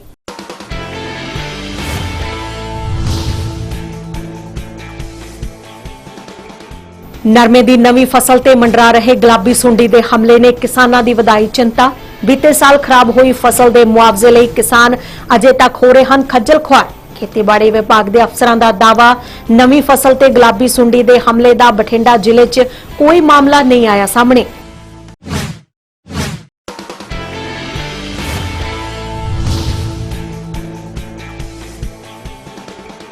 ਸਰਕਾਰ ਦੀ ਨਵੀਂ ਸ਼ਰਾਬ ਨੀਤੀ ਸ਼ੁਰੂ ਹੋਣ ਤੋਂ ਪਹਿਲਾਂ ਹੀ ਸਵਾਲਾਂ ਦੇ ਘੇਰੇ 'ਚ ਸ਼ਰਾਬ ਕਾਰੋਬਾਰੀਆਂ ਨੇ ਕਿਹਾ, ਨਵੀਂ ਨੀਤੀ ਨਾਲ ਸੂਬੇ 'ਚ ਹੋਰ ਵਧੇਗਾ ਨਸ਼ਾ। ਕੋਟਾ ਖਤਮ ਕਰਨ ਦੀ ਵੀ ਕੀਤੀ ਨਿਖੇਧੀ, ਨੀਤੀ ਤੇ ਨਵੇਂ ਸਿਰਿਓਂ ਵਿਚਾਰ ਕਰਨ ਦੀ ਕੀਤੀ ਮੰਗ।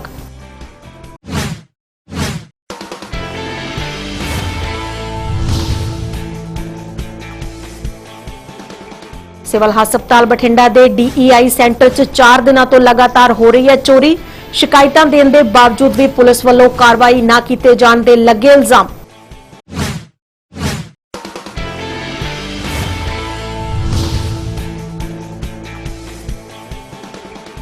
ਅਮਰਨਾਥ ਯਾਤਰਾ ਨੇੜੇ ਆਉਂਦਿਆਂ ਹੀ ਲੰਗਰ ਸੰਸਥਾਵਾਂ ਰਵਾਨਾ ਹੋਣ ਲੱਗੀਆਂ ਆਪਣੇ ਮੁਕਾਮ ਵੱਲ। ਬਠਿੰਡਾ ਦੀ ਧਾਰਮਿਕ ਸੰਸਥਾ ਨੇ ਭੰਡਾਰੇ ਲਈ 8 ਟਰੱਕ ਰਸਦ ਕੀਤੇ ਰਵਾਨਾ।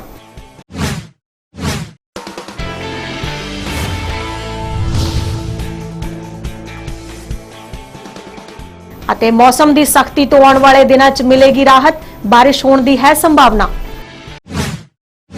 ਬਠਿੰਡਾ ਖਬਰਨਾਮਾ ਵਿੱਚ ਹੁਣ ਤੱਕ ਲਈ ਇੰਨਾ ਹੀ। ਮੈਨੂੰ ਦਿਓ ਇਜਾਜ਼ਤ। ਧੰਨਵਾਦ।